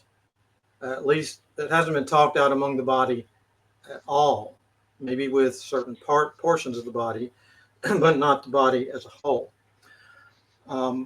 Yet it was dropped and put on the agenda less than 48 hours before we were to have a vote on it. This is bad craftsmanship, and it is not supportive of an environment of all parties having time, all of us having time to consider this and form and make our own informed conclusion. So I am going to vote in favor of referring this to platform.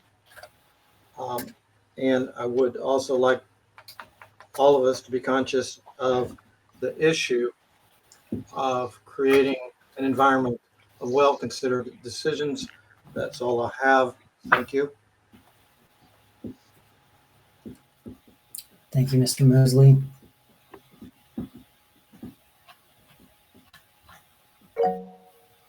We are on the motion to refer.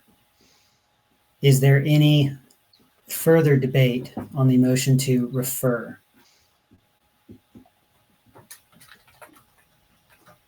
I would like to speak in favor of the motion to refer because what we have here very explicitly is a clarification and an attempt to change the wording and the meaning of the platform, which is not our job and goes to first platform, but then more properly to the membership at convention. That's the appropriate place for this. And in an off year, we'll have a chance to do it. I look forward to the conversation.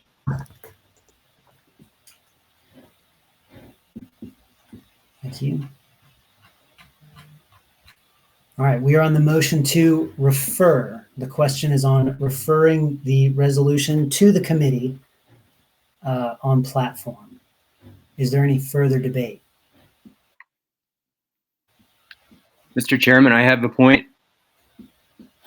Okay, Mr. Sheehan. Mr. Chairman, I'd like to call a point of order on this motion.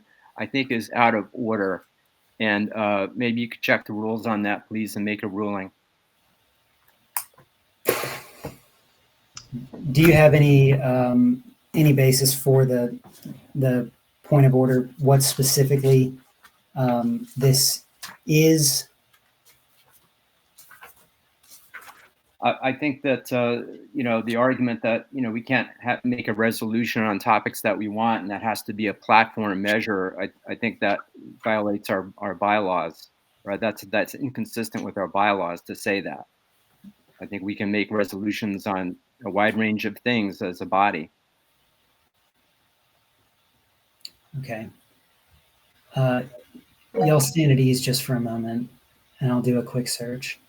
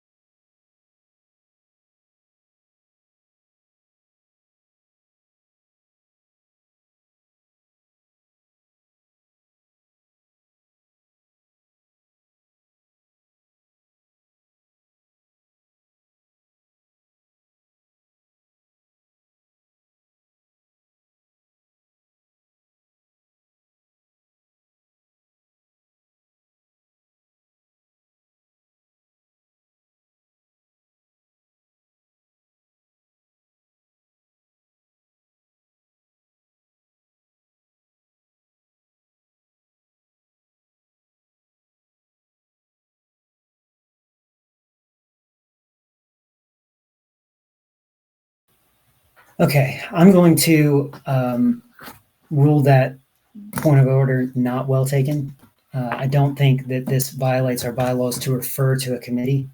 I do believe that the executive committee does have the ability to interpret the platform, but I don't believe that we are in violation of our bylaws to refer to the platform committee. So I'm going to rule that not well taken, but I do appreciate it. So we are back on the resolution to oppose sex reassignment for minors. And we are on a motion to refer this motion, this resolution, to the platform committee. Is there any further debate?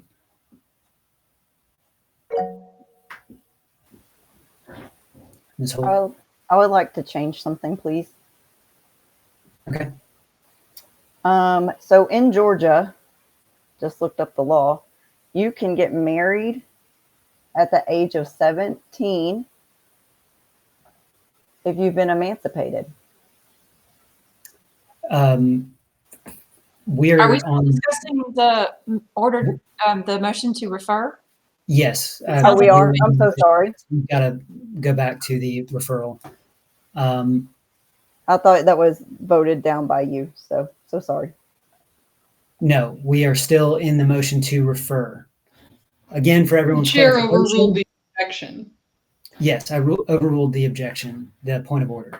Let me say it better. I ruled the point of order not well taken because we're not in violation of our bylaws. But we are on a motion to refer to the platform committee. For anybody who zoned out over the past 5 or 10 minutes, that's where we're at. We're back to referring this motion to the committee. I know it's a lot, y'all. Bear with me. So the motion, which has been seconded, and we're back to, is referring to the committee. Is there any debate?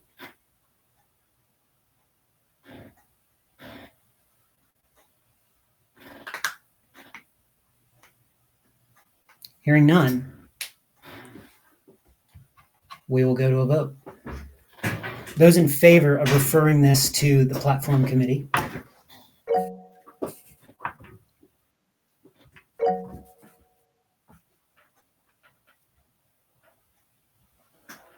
Okay, I see 9.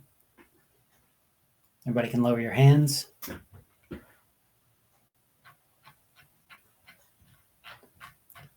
Those opposed?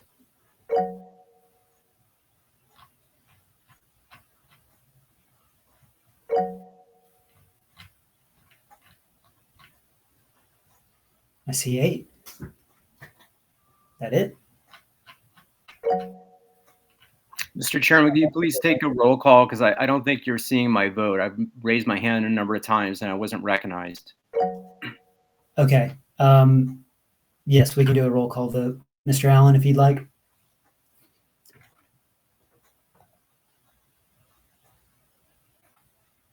Can everyone see and hear? Yes. Okay, we'll start. Yes. Starts with me. I will start by passing. Miss Austin.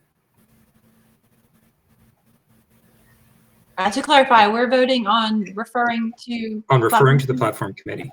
Aye.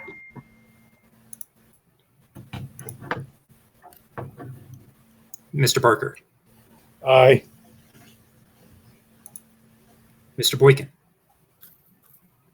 No. Mr. Craig. Aye. Mr. Cunningham. No. Mr. Dolan. Aye. Mr. Graham. Aye. Ms. Holt. Aye. Mr. Johnson. No. Mr. McKinney. Yes. Aye. Mr. Moldenhauer, I believe, is still absent.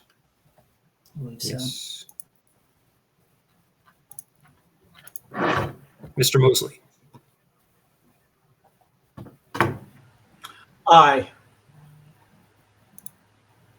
Mr. Phillips. No. Mr. Placey. No. Can you repeat that, Mr. Placey? No. Mr. Richards. No. Ms. Salvia. No. Mr. Sheehan. No. Mr. Schul. Mr. Schul. Have we lost Mr. Schul? I believe we have. Mr. Varnell. No. Ms. Williams. Aye. Okay, comes back to me. I will abstain. Mr. Chair, we have a tie. We have a tie. With a tie, the noes have it. So the motion fails. We go back to the resolution. I have a motion to amend. Mr. McKinney, to amend. Yes, please. I would like to add that the Libertarian Party of Georgia authorizes the authorized law enforcement bodies of this state to enforce this resolution, including referrals to defacts, fines, and/or imprisonment.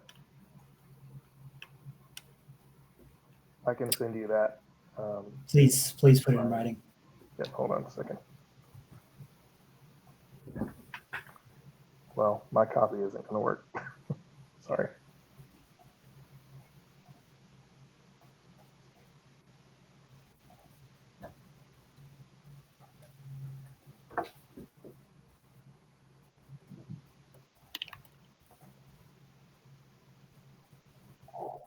There it is. And you that's want this unfortunate. added at the end? Yes.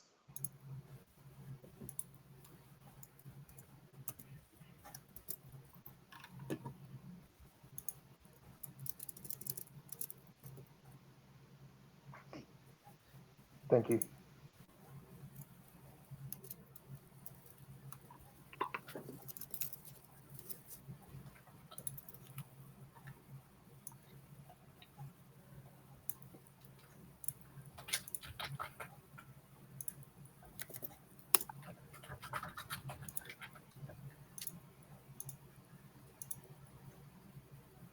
Is this correct, Mr. McKinney? That is correct. Thank you.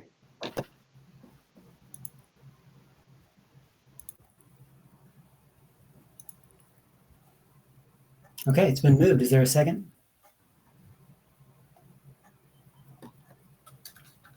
Second. It's been moved and seconded to add this fourth enumerated point. Is there any debate? I see some hands going up, so we'll say whoever wants My to. medicine. Mr. McKinney, if I'd you like want to to take. speak. I'd like to speak to the motion. Yeah, go ahead.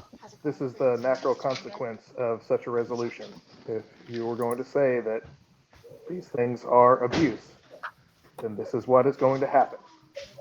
You all get to hear Spike. Every time Spike comes and tells us about You Are the Power, you all get to hear about when DFAX says that something looks like abuse, and then they send it to the police, and then people get separated from each other's families. This is what you're asking for. Make no mistake.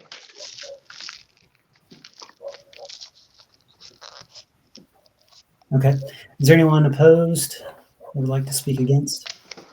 I would, I'm not opposed, but I would like to hear what Will Richards has to say about who will be the interveners in something like this. He says there will be interveners, but there's been no discussion as to who that would be. I think we're on an opposed guy, which I'm one. Mr. Chair, I would like to move to call the question. Okay. Oh, man. Second. Okay, I was going to ask if you would see that, Mr. Johnson. It's been moved I and would, seconded. I would like to hear the person who wrote this resolution to discuss with us who the interveners are before we vote on this, please. There's a motion and a second on the floor. I have to. This is on the amendment. On the amendment. Sorry, Yes. thank you. I would like to hear him speak on the amendment. It's since not. he wrote It's this not. resolution. Yeah, it's not debatable. There's a motion on the floor. We go to this, and then we can come back to that piece.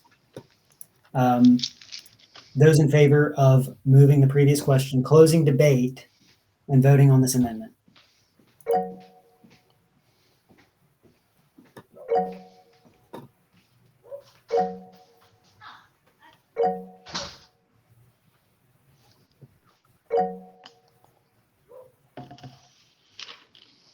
Okay, I see 10, 11, 12. 12. Okay, please lower your hands.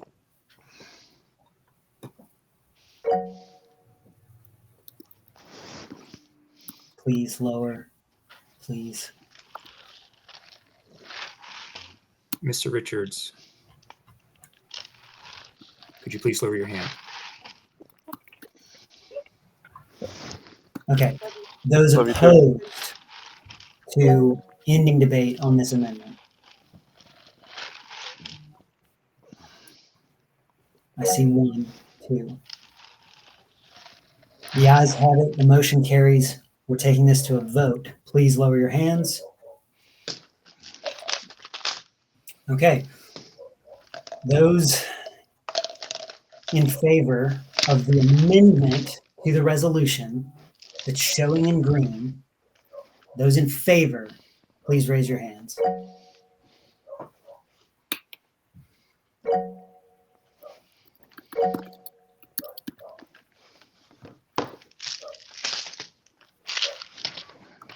I see 8.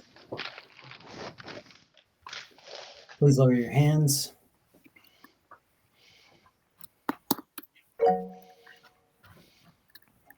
Mr. Craig? Those opposed to the amendment?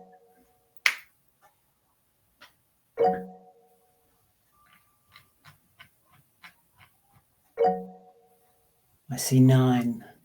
The nays have it. The motion fails, and we're back to the original resolution.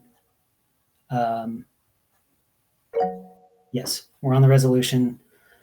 So to recap where we've gone, so we're all on the same page. We have amended a couple times. We moved to refer. It was not referred. We're back to the resolution itself. Is there any debate on the resolution itself? I see some hands up. I don't know if those are.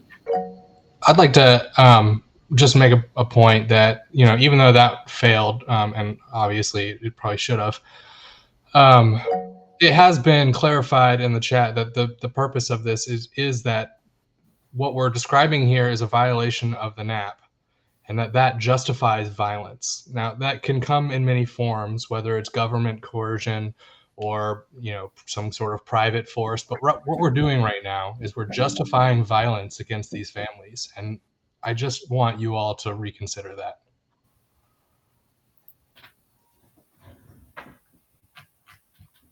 Okay. Anyone in favor? Yes, I am, Mr. Chairman. Okay. I just wanted to know if it would be in order to call the previous question. I have an amendment I would like to make. It's always in order if there's a second, but Second. Okay, it's been moved and seconded. Guys, we cannot vote on this because people can be emancipated at the age of 16. We have the motion for the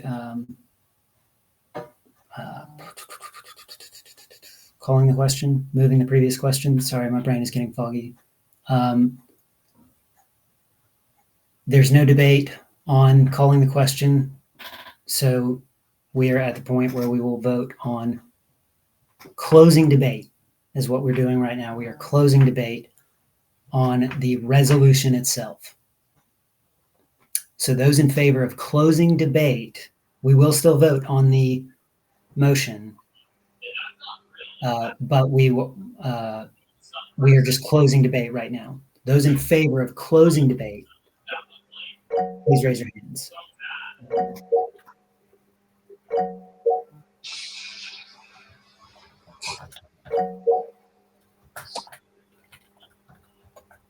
Okay, I see 10. Y'all can lower your hands.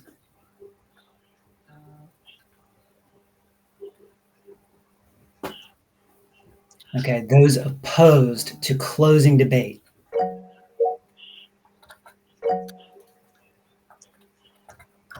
Okay, it was 12 to 7. No, right? Mr. Allen, did you catch what we had before? I don't think it passed. I believe you said 8. 8 and 7? Okay, it doesn't pass regardless. Okay, we are back on the resolution itself. So we will open up debate again. I'd like to move to put this off to next month so that we can have less pressure time to discuss this, and also so that we can move on to other important items in our agenda for this evening. Second. Okay, it's been moved and seconded to postpone to the next meeting. Is there any debate? I will let the mover of the motion take that if you want to speak to it. As I said, it is getting to we've been on this topic quite a while. We are, I think, no less divided now than we were at the beginning. Earlier this evening, we managed to pass a resolution with resounding support, and we're not getting that support this time. At this time, I think that it may be wise to workshop this, as I said, in under less pressure, and perhaps come to some better harmony.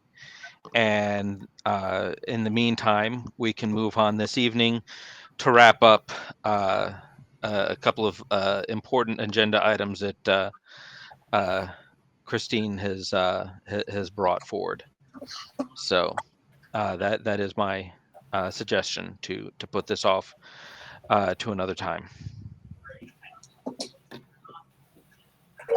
Okay. Anyone that would like to speak against? So to clarify, the motion is to postpone to the next regular meeting of the executive committee? Yes. Correct.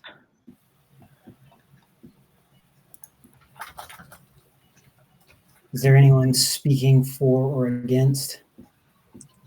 I'd like to speak. Christine Austin here. Just a recommendation from my experience doing this kind of thing in platform over the past 3 years.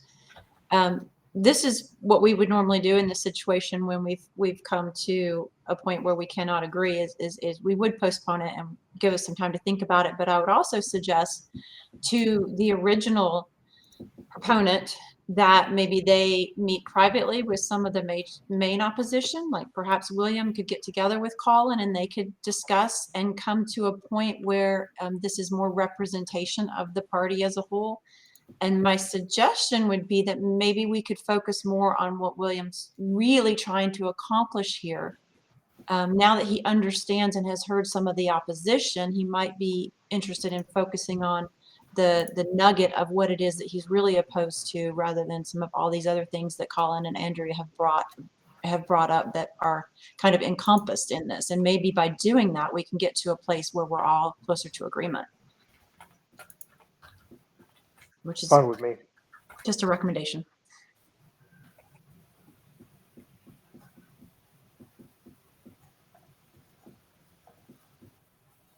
Okay. Anyone else that would like to speak to postponing? Just postponing.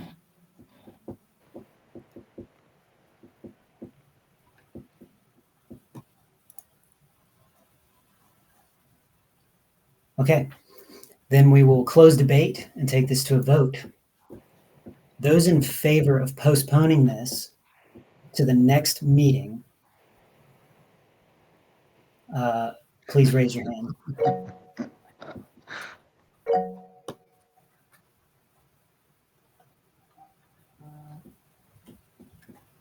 I see 9.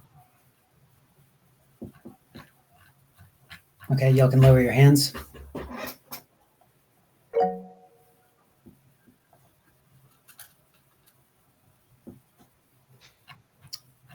Okay, those opposed to postponing to the next meeting.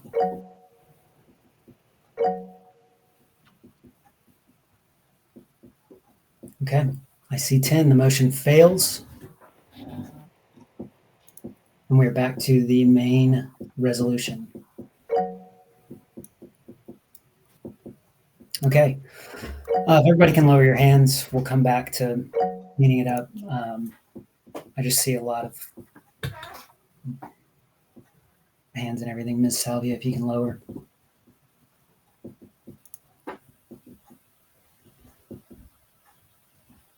Okay, we're back to the resolution itself, and we are entering debate once again. Is there any debate? Mr. Varnell, I saw you first. I move to call the question. Okay. Is there a second? Second. Okay. It's been moved and seconded to move the previous question. It's not debatable. Everyone lower your hands. Those in favor of ending debate, please raise your hands.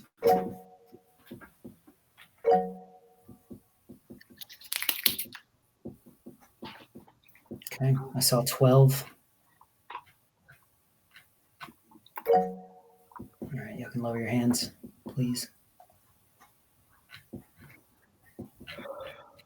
Okay, those opposed to ending debate is all we're voting on right now.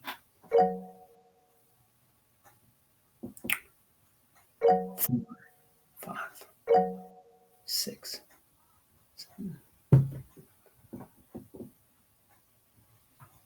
12 and 7, 19, 12 out of 19, just shy. All right, the motion fails, and we are back to the main resolution. All right, y'all can lower your hands, and we'll come back to, once everybody's hands are down, we can bring up the hands again.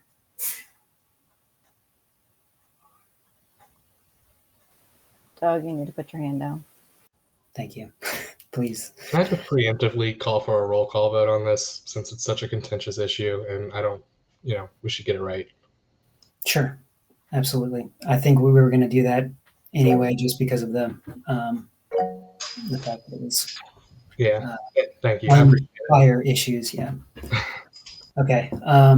So we're back on resolution itself. I see a couple hands. Are those for discussion? Mr. Chair, I was just going to state, technically, a roll call vote requires a 1/6 vote or 1/5 vote, I believe, although I don't think we would have any trouble getting that. Is there anyone opposed to a roll call vote? What? No, not in my hand up yet. Perfect. So without objection, we will do it by a roll call vote. Okay. We're back on debate.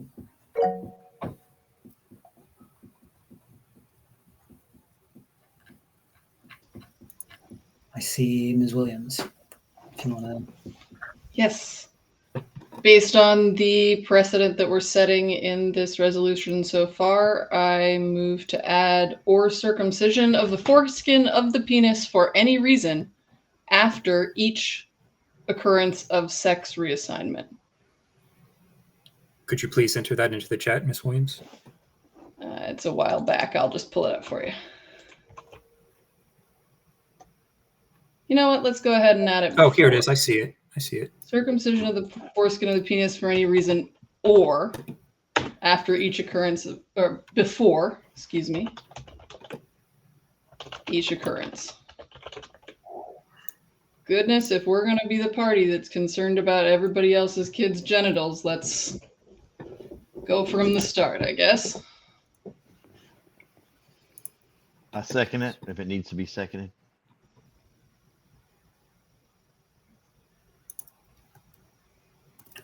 We'll take that as a preemptive.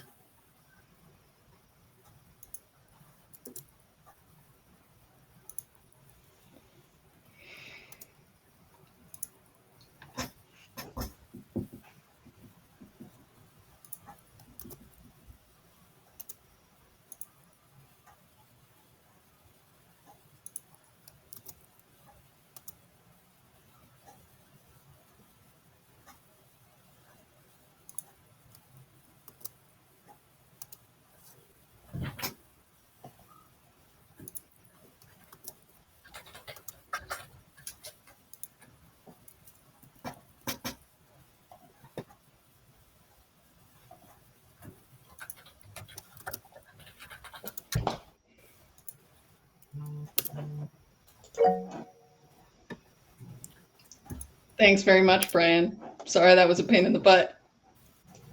All right.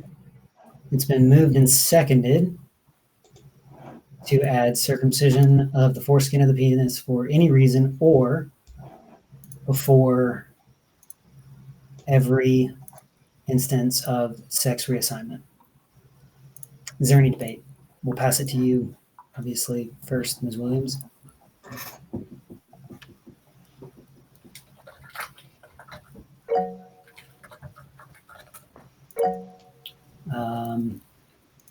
Did you want to speak to it, Ms. Williams? Absolutely. I think this is absolutely no business of the Libertarian Party and no business of the state. But if we choose to take an interest in other people's health decisions, the circumcision of the foreskin of the penis for any reason is genital mutilation, is never medically necessary, is rarely consented to by adults, and is apparently a thing that the Libertarian Party is now going to try to enforce on people.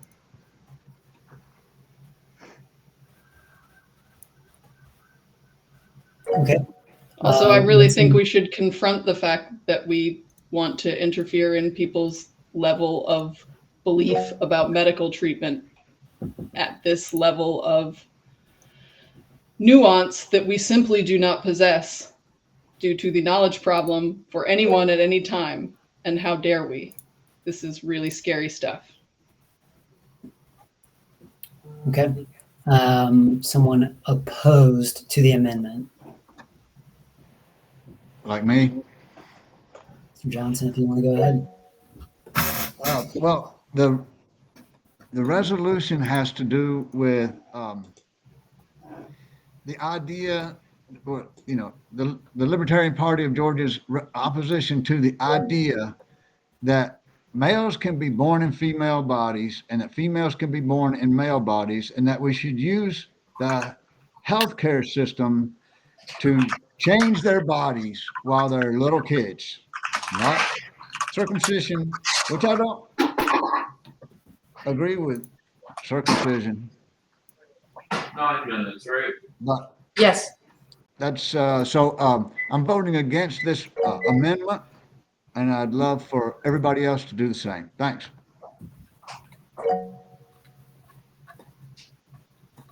Okay, someone in favor? Mr. McKinney, I see your camera on. I wholeheartedly agree with Ms. Williams. A quick Google search indicates that 58% of males born in the U.S. are circumcised. And as you guys have already pointed out, they cannot consent. So they all need to go to jail, and every one of their parents needs to go to jail, or at least be detained by defects and have their children separated from them. Okay, someone in opposed to the resolution? No, opposed to the amendment to the resolution. I don't know if I'm opposed or I would like to make an amendment to the amendment. Is that possible? An amendment to the amendment is in order. Okay. I would like to add, because this is specifically for males, clitoral mutilation is also a practice that happens in the United States. It is usually come over from African countries, but they do it in the United States if asked. I would like to have circumcision of the foreskin of the penis or the removal of the clitoris from any child, female child. Could you please type that in chat, Ms. Holt? Oh, absolutely.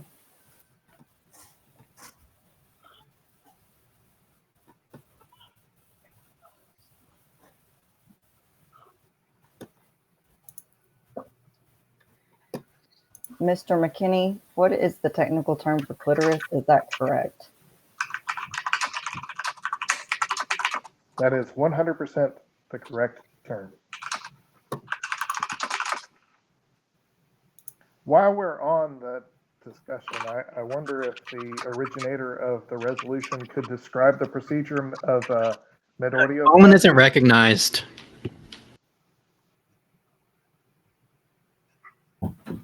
That is well taken. It belongs to Ms. Holt right now. All right, I typed it in there. Okay.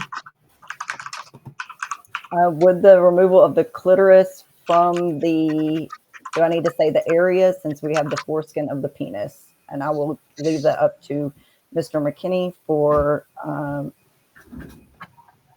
medical nomenclature, I guess you could say. I think how you have it is sufficient. Thank you. So, Ms. Holt, just to clarify, you want to add or the removal of the clitoris after of the penis? Yes. Okay. Let's see if I can.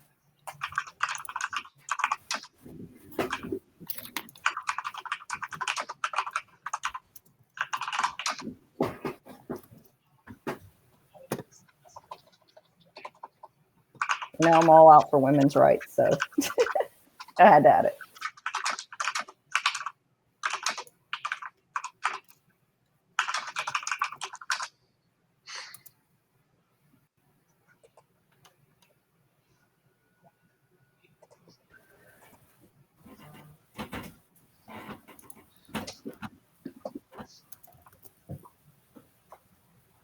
Okay. Ms. Holt, it belongs to you. So most people aren't aware that this happens. It does happen. It is a cultural thing that happens quite often in African cultures and some Muslim cultures. And it is very detrimental to the health of a female and can cause many infections and cause them to essentially lose all sensation down there, which then takes away from any pleasure that they have in life sexually. Another issue is if it is not cut off correctly, it can make the entry of the vagina smaller, which causes sex to be painful. So in doing so, you are essentially taking any kind of pleasure a woman would have during sexual intercourse away and causing bacteria and other things to be introduced that cause lots of different issues, including up to infertility.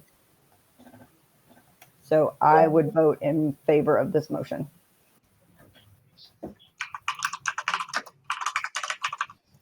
Okay.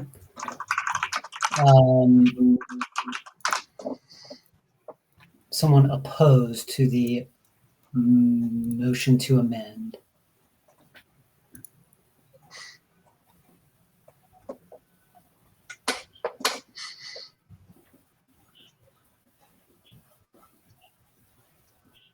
Yeah, Mr. Sheehan, your hand is up, but I'm not sure if you're trying to speak or not. Yes, I am. You recognize Okay. me? I do recognize you. Yeah, Mr. Chairman, I'd like to make a motion now to limit any further debate on this resolution to 5 more minutes. Any seconds? Mr. Second. Mr. Sheehan, I'm gonna rule that out of order currently, but I will main motion if you would allow that. Yes, sir. Okay. So that's what we'll do. We'll continue on with debate here, and I will recognize you first if you'd like to do that. Okay. So you're saying you're recognizing me to speak against the current amendment? Yeah, if you would like to, I mean, you still have the floor for that. Okay, yes. So yeah, I'm voting against the amendment. I agree with the spirit of it, but it's not germane, and I just want to stick with the original resolution and not waste everybody's time. Thank you. Thank you. Is there any further debate? Ms. Austin? I have an amendment I just posted in the chat. I'd like to replace the entire proposal with a simple statement. The Libertarian Party of Georgia opposes the government's promotion of an intervention in gender reassignment for minors. I think that's what we're all saying. Yeah, I'm gonna rule that out of order with Mr. Allen's. We're 2 amendments in already, and just because of where we're at on this, it would not be germane. But I will allow that after Mr. Sheehan, if you will. Okay, we are back on the amendment to the amendment. Amendment to the amendment of the resolution.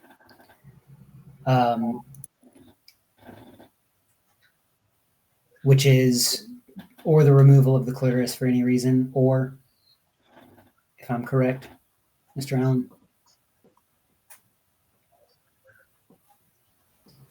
The current motion on the table is to amend the amendment by inserting or the removal of the clitoris between penis and for.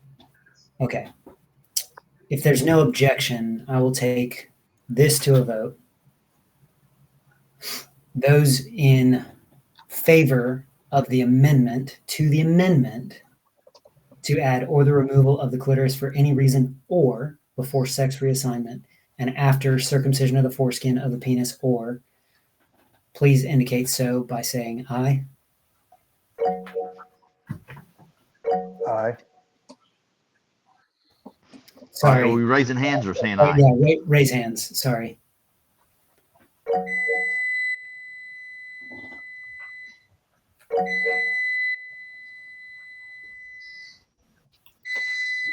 Okay, I see 6. Somebody. Got an alarm going off. Good. Okay, y'all can lower your hands.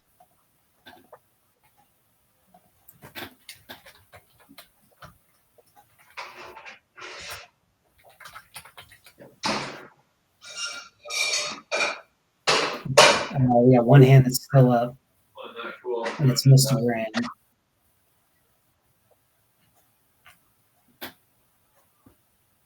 Mr. Graham, are you there? Okay. Those opposed to the amendment to add or the removal of the clitoris for any reason or, please raise your hands now.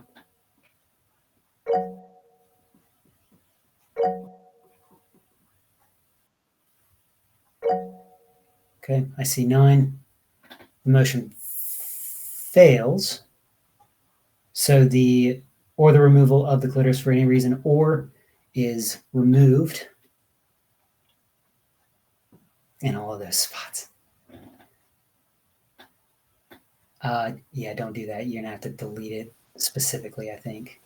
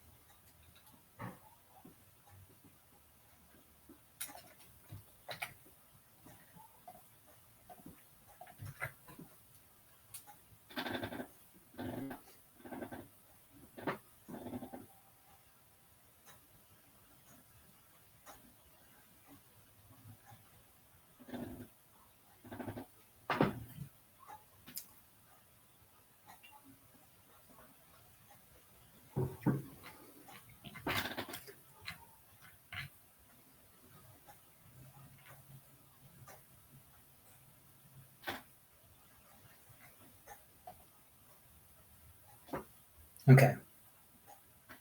Mr. Allen, do you have it all? I know that was a lot.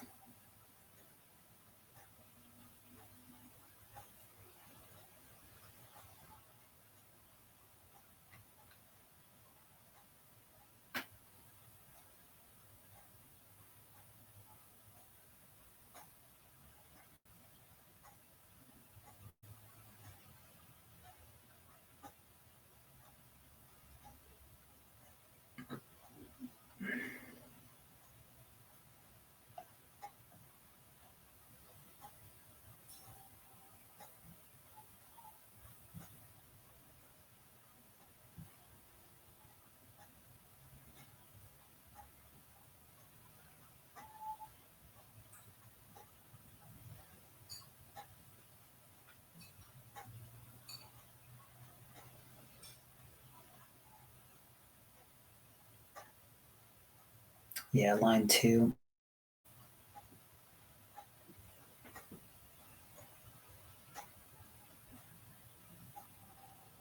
Okay, yeah, that's fine.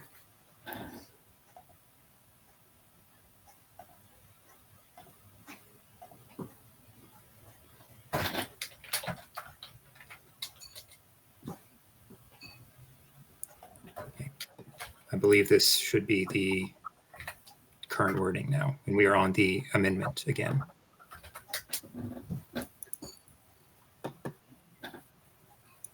Okay. All right, we're back to the amendment to the resolution. Is there any debate?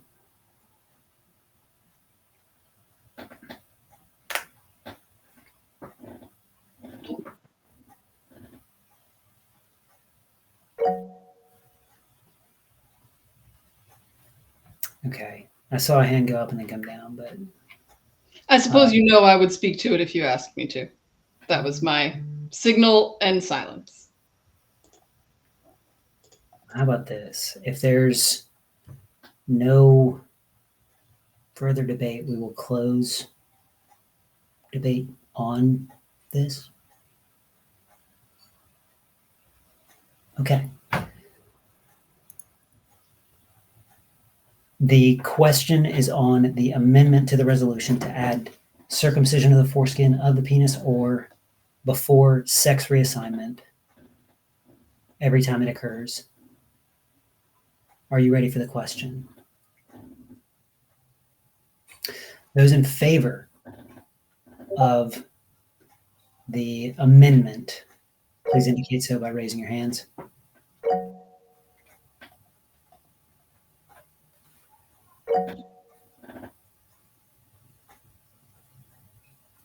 Okay, I see 6. Y'all can lower your hands.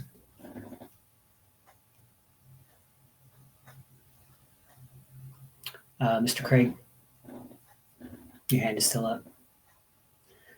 Those opposed to the amendment.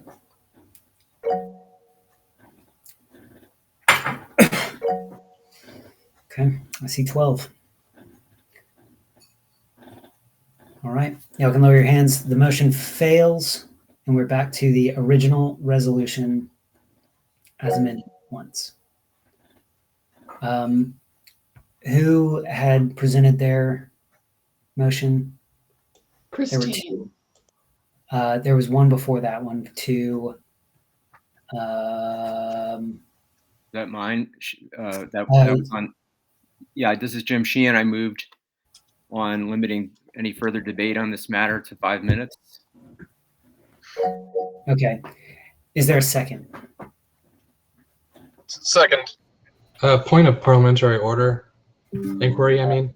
Mr. Graham, Sorry, tired. I believe all the times are set in our bylaws. I don't know that we can change those. This is for an executive committee. There's nothing in the bylaws. The special Georgia rules, I do believe, apply. That's for convention only, not for an executive committee. We're ruled by Robert's rules in our executive committee meetings. Okay. Anyone's willing to check that, but that is how I read them.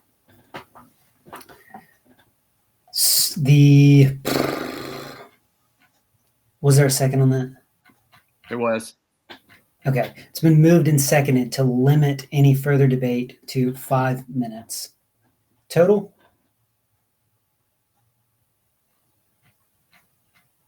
That's a question for you, Mr. Sheehan. That's total, yes, sorry. 5 more minutes total. And hang on a sec.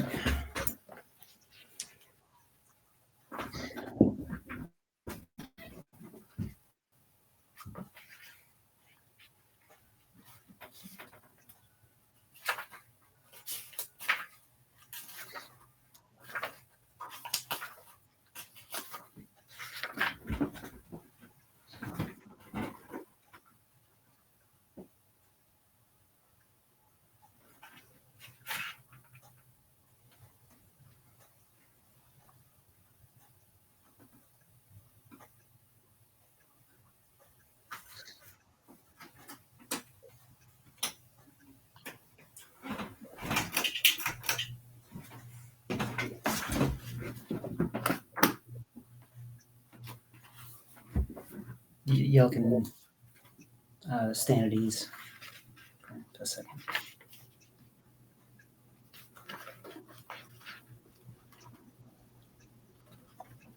Can we set up some sort of drink counter for the chair and Brian? Like, things will buy them at future events. Can't rule them to you now, but you've earned them. I'll take anything you buy. I like whiskey, so just put that on the list. Buy the bottle with this crew. Got it. Buy the bottle. I've got a glass now, so. I promise to bring more alcohol for everybody at the next convention.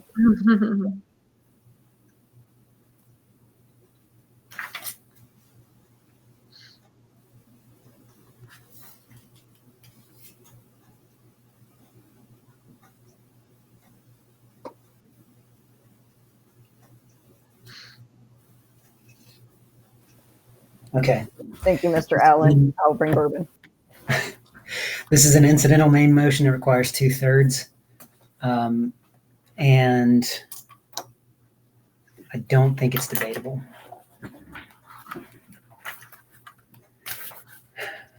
I'm just going to make that ruling that it's not. So the question is on limiting debate to 5 more minutes total. Those in favor of limiting debate to 5 more minutes, please indicate so by raising your hands.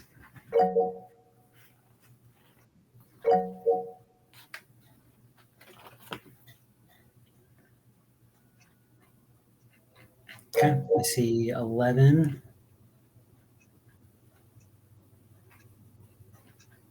Okay, no hands going up or down.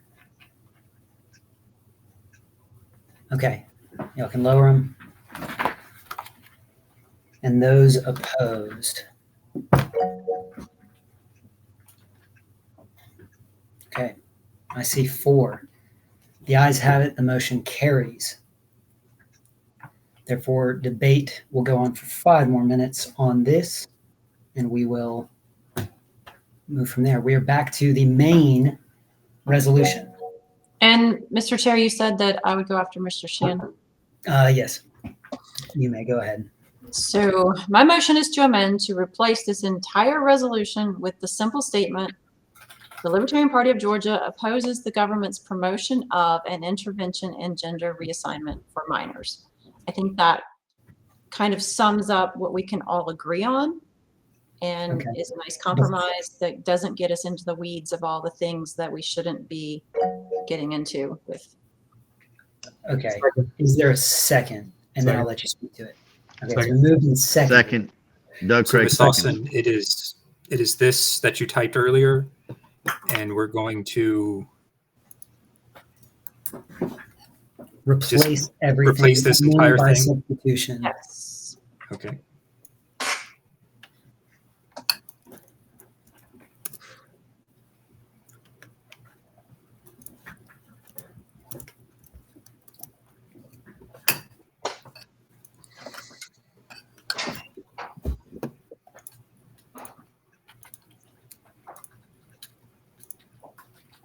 Is this correct, Ms. Austin? Yeah, can.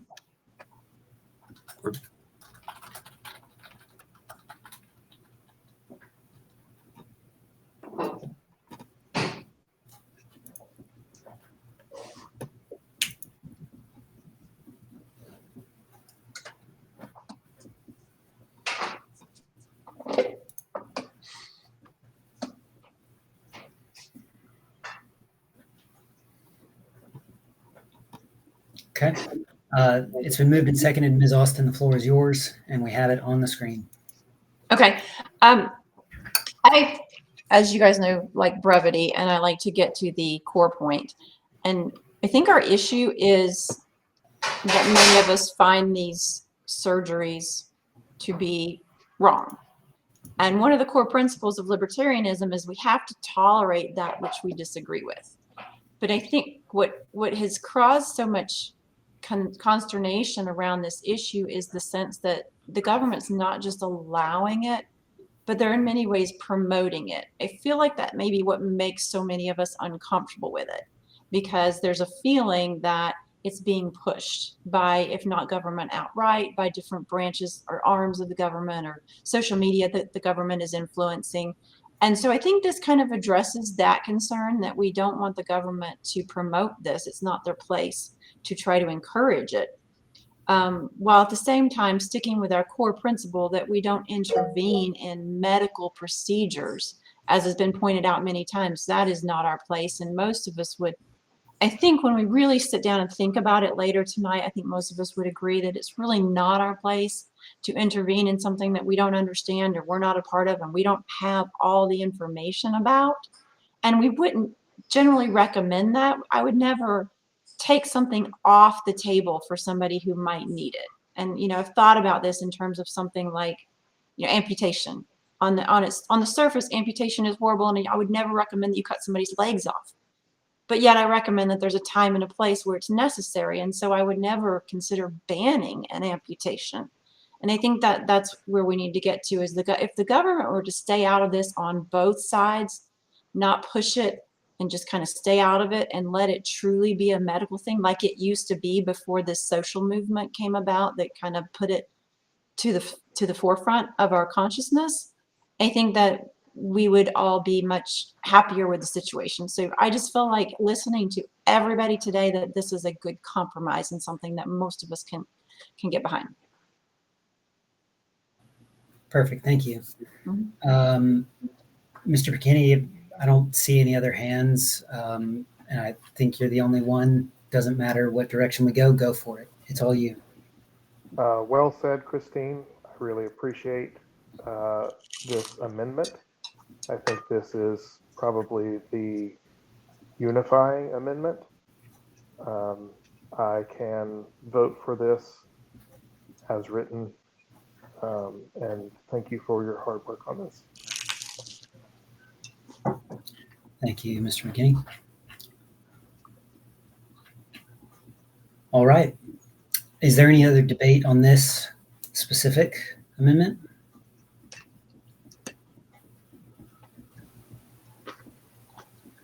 Okay, hearing none, we will move this to a vote. Those in favor of this amendment by substitution, please indicate so by raising your hand.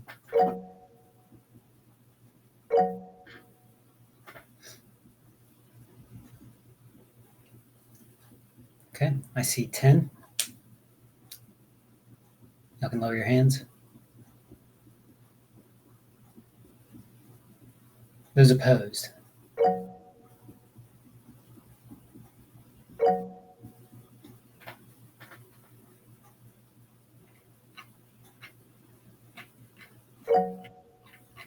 I see 9.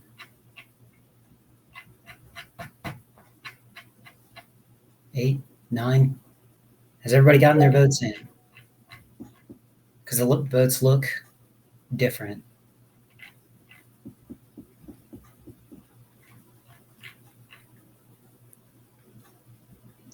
Can y'all do it I'd like again? to request a roll call. Okay, roll call. Let's do it. Okay. Because I want to be sure about what we're getting in.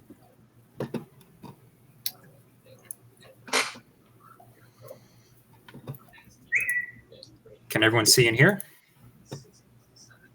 Yes. Okay, Yes. this is roll call vote on motion to substitute the resolution with Christine's version. When I call your name, please say aye, no, abstain, or pass. Start with me, and I will pass to start. Miss Austin? Aye. Mr. Barker? Aye. Mr. Boykin? Mr. Boykin? No. Mr. Craig? Aye. Mr. Cunningham? No. Mr. Dolan?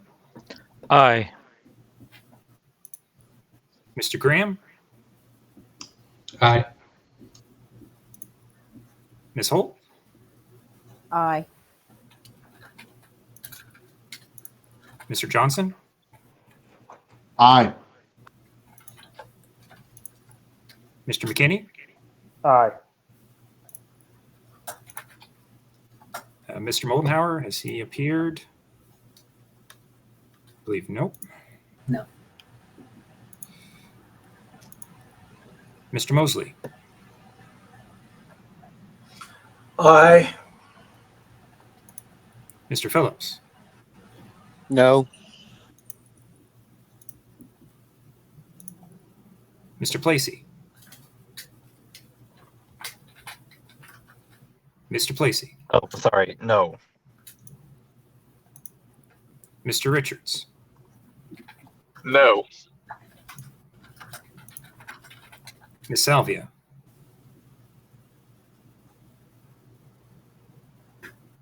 Ms. Salvia? No. Okay. Mr. Sheehan? No. Mr. Shule? No. Mr. Varnell? No. Ms. Williams? Aye. Okay, comes back to me. I will vote aye. So it's now 11-9. All right. The ayes have it. The motion carries. The amendment is adopted.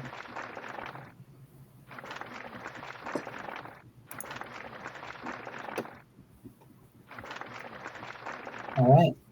We will go back to the resolution as amended.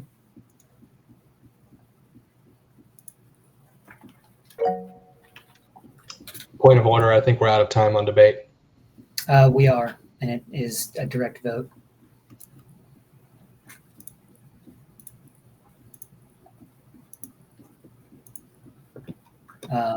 Yeah, we'll just go back to the main motion. I know it's not on the screen. The question is on the resolution as amended. Mr. Allen, can I get it on the screen? Sorry to force me off. Sorry about that. It's all good. The resolution as amended.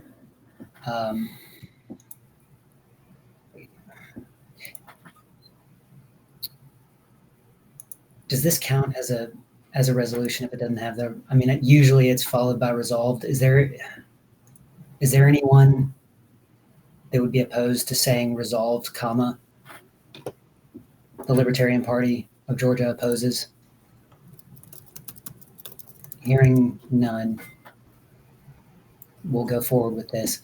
The question is on the resolution as amended. Those in favor, I see two hands. Can y'all put them down?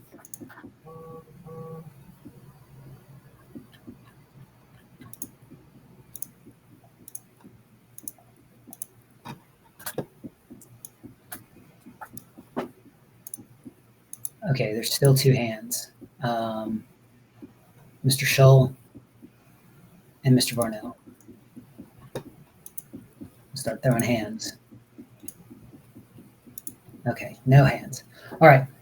Those in favor of the resolution, please indicate so by raising your hands.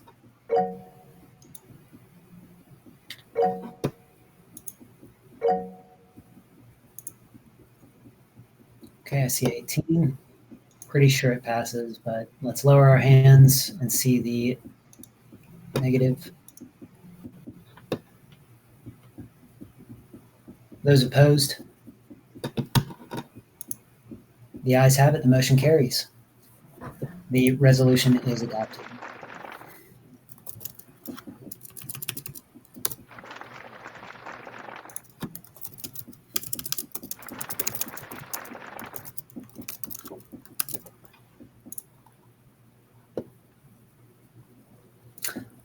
All right. We will go to the next piece of business. And I'll pull it up on my end. Discussing alternates for presidential electors. I believe Ms. Austin had presented a resolution before the meeting. So we will let you move that if you want. You caught me eating pizza. So yes, do you have the resolution so that you can bring it up? Or I have it. okay, so the issue here was we're concerned about getting Chase's electors on the ballot. And so, you know, recognizing, actually, I guess I can just read it. Hang on, if I can. Yeah.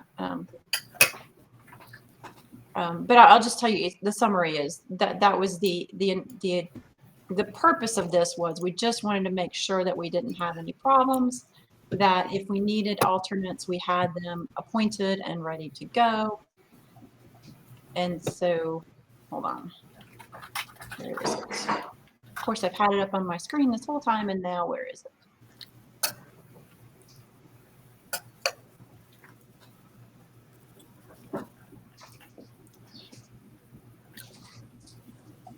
Or do you have it on the screen over here? There it is. Okay. Can you all see it? Yes. So we're sticking to the stated purpose of the Libertarian Party of Georgia, which is to nominate and endorse political candidates, including for federal offices, which Chase is. And that I'm pointing out that we enjoy a status as political body according to the state of Georgia. And because of that status, we have access to the ballot for statewide candidates, as long as that status is maintained in each election cycle. And that this year, the only way to maintain that ballot access is through the presidential race. So this becomes critical. And of course, we've already discussed this. So qualifying our presidential electors is mission critical. So the executive committee as the governing board has an obligation to fulfill that stated purpose. So I'm just saying that it's up to us to make sure that we do not let anything fall between the cracks here, and that we meet these statutory requirements and get this done on behalf of the membership of the state. And in order to do that, we need to do everything in our power to make sure these electors qualify. And I recognize that it's been 19 weeks since people raised their hand and said they would do this. And, you know, so things have changed. People's opinions might have changed, but also their availability may have changed. And recognizing that, I don't know that we're going to be able to get 16 people there. I wanted to ensure that if somebody can't come or doesn't want to come, or their situation has changed for whatever reason, that we have alternates in place. And we already have a list of people who have stepped up. We've got 14, I believe, who said they would do that if needed. So they need to be appointed by the executive committee as alternates so that they can step in the event that one of our original 16 cannot. And you can all read that here. Is there a second? I second it. Okay. It's been moved and seconded. Before we go into debate, we are going to have to just ask the Secretary of State if this will suffice. If it won't suffice, then we will have to put out a ballot on this to get an actual, or call a special meeting. But it's not a big deal. We have the resolution. It shouldn't be hard. Everybody gets on for 5 minutes and makes it happen. So, question, I thought the original electors were appointed by the executive committee. Is that correct? Yes, it's just the method Okay. of resolution versus electing them. I don't Okay. think they'll give us problems, but we do have to check and make sure with them. And there's nothing wrong with this resolution as far as our business goes. But just a fair warning to everybody as far as procedural stuff goes. And We these have to- people are just people who have stepped up and said they were available. I'm open to adding others if there's somebody that can definitely be there, but we just wanted to make sure we had everything covered. Yeah, I think these people are perfectly fine on here. And we will check with them as soon as we get a chance. So is there any debate? We'll leave it on the floor. I shouldn't do it, but I will recommend let's do it. So not trying to dissuade anyone. I think we should do this. But yeah, so I'll open it up to debate and y'all go ahead. Is there anyone who wants to speak? I was just wondering if we want to just change it to nominating them as alternates, instead of in this format, if we're concerned about the format. I am not opposed to that. Mr. Allen might have something to say. So yeah. I just wanted to make clear, there is no provision in Georgia law for alternate electors. Just whoever our electors are or whoever our electors are, although the process for how we select our electors is entirely up to us. The only way that electors change is if no one shows, if the fortunate event happens and our presidential candidate wins in November, if an elector doesn't show up to actually cast the electoral vote, then the electors present can select replacements. Okay. So I took that to mean we can do it however we want. And is that what you meant to say, Byron? But yeah, so by law, like it's our internal process to determine who our electors are. Mm-hmm. But just to point out, there is no such thing as an alternate elector in Georgia law, and we do have to send in whatever we end up doing to the Secretary of State. Okay, so is that something we would do on Wednesday No, we have to do that beforehand, the Okay. Friday before, Mm. at the latest.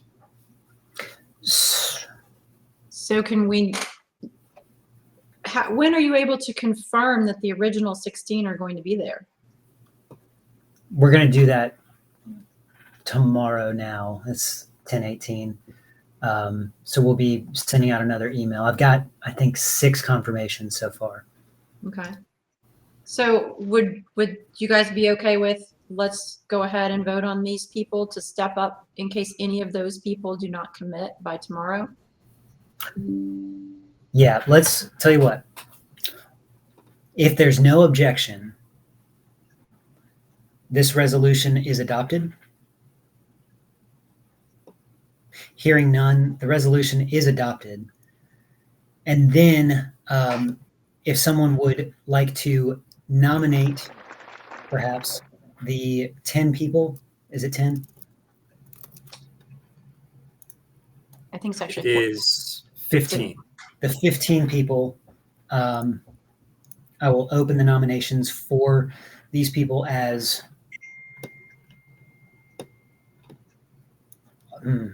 alternates, so that we have 2 things, and then we can put it in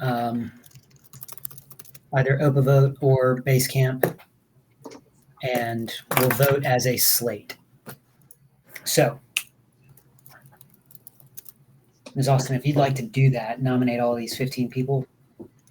I nominate these 15 people as alternate electors, alternate presidential electors. Second. All right. Nominated and seconded. We will close the nominations if there is no objection. Hearing none, nominations are closed. Can we just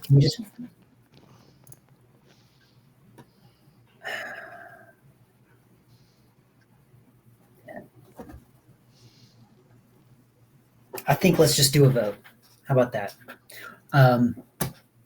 Those in favor of these electors, these alternates representing us as electors, if the originally elected electors are not available to either cast their vote or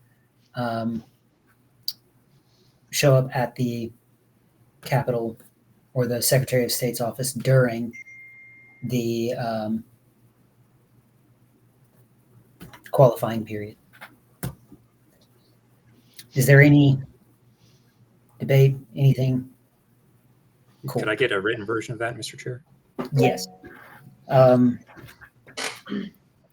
Would somebody like to move this so I'm not moving it?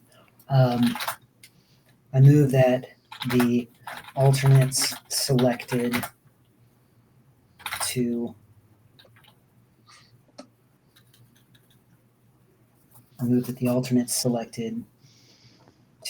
represent the Libertarian Party of Georgia should be originally elected.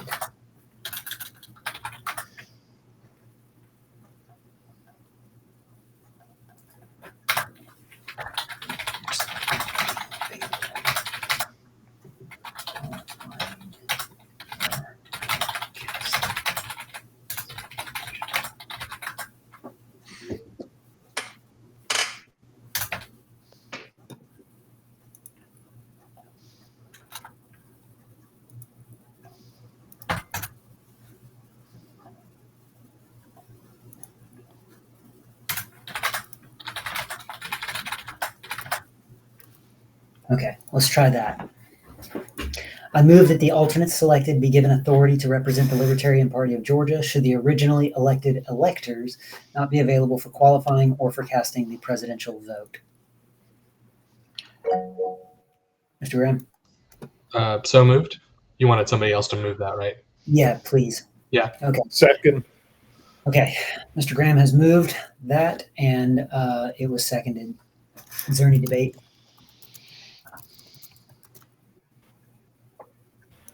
Hearing none, we'll take this to a vote. Those in favor of the motion as presented, please indicate so by raising your hands. I see 12, 13. Okay, y'all can lower your hands.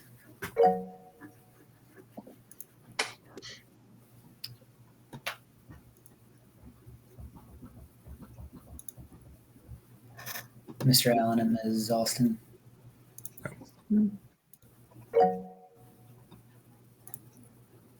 Your hand is back up. Those opposed? The ayes have it. The motion carries. We've done two things at once. Love it.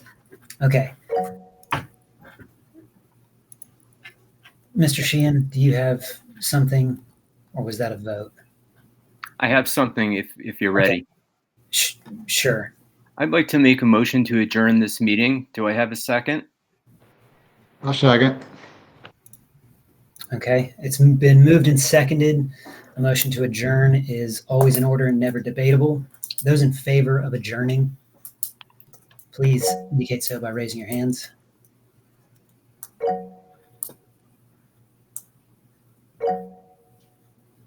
Okay, I see 11, 12, no hands going up or down, 13, no hands. Okay, y'all can lower your hands.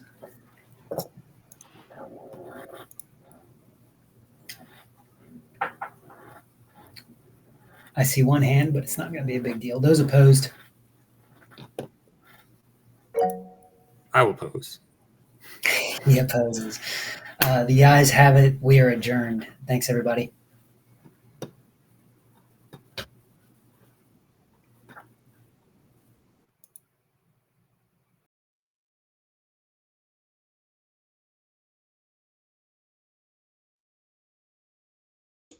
Mark Mosley? I'm looking at you, but you're muted. You're going to be at my house on August 10th. That's the next brush fires. It's an intensive. Be there, be square. Okay, you got it. See you then, buddy. August 10. Okay.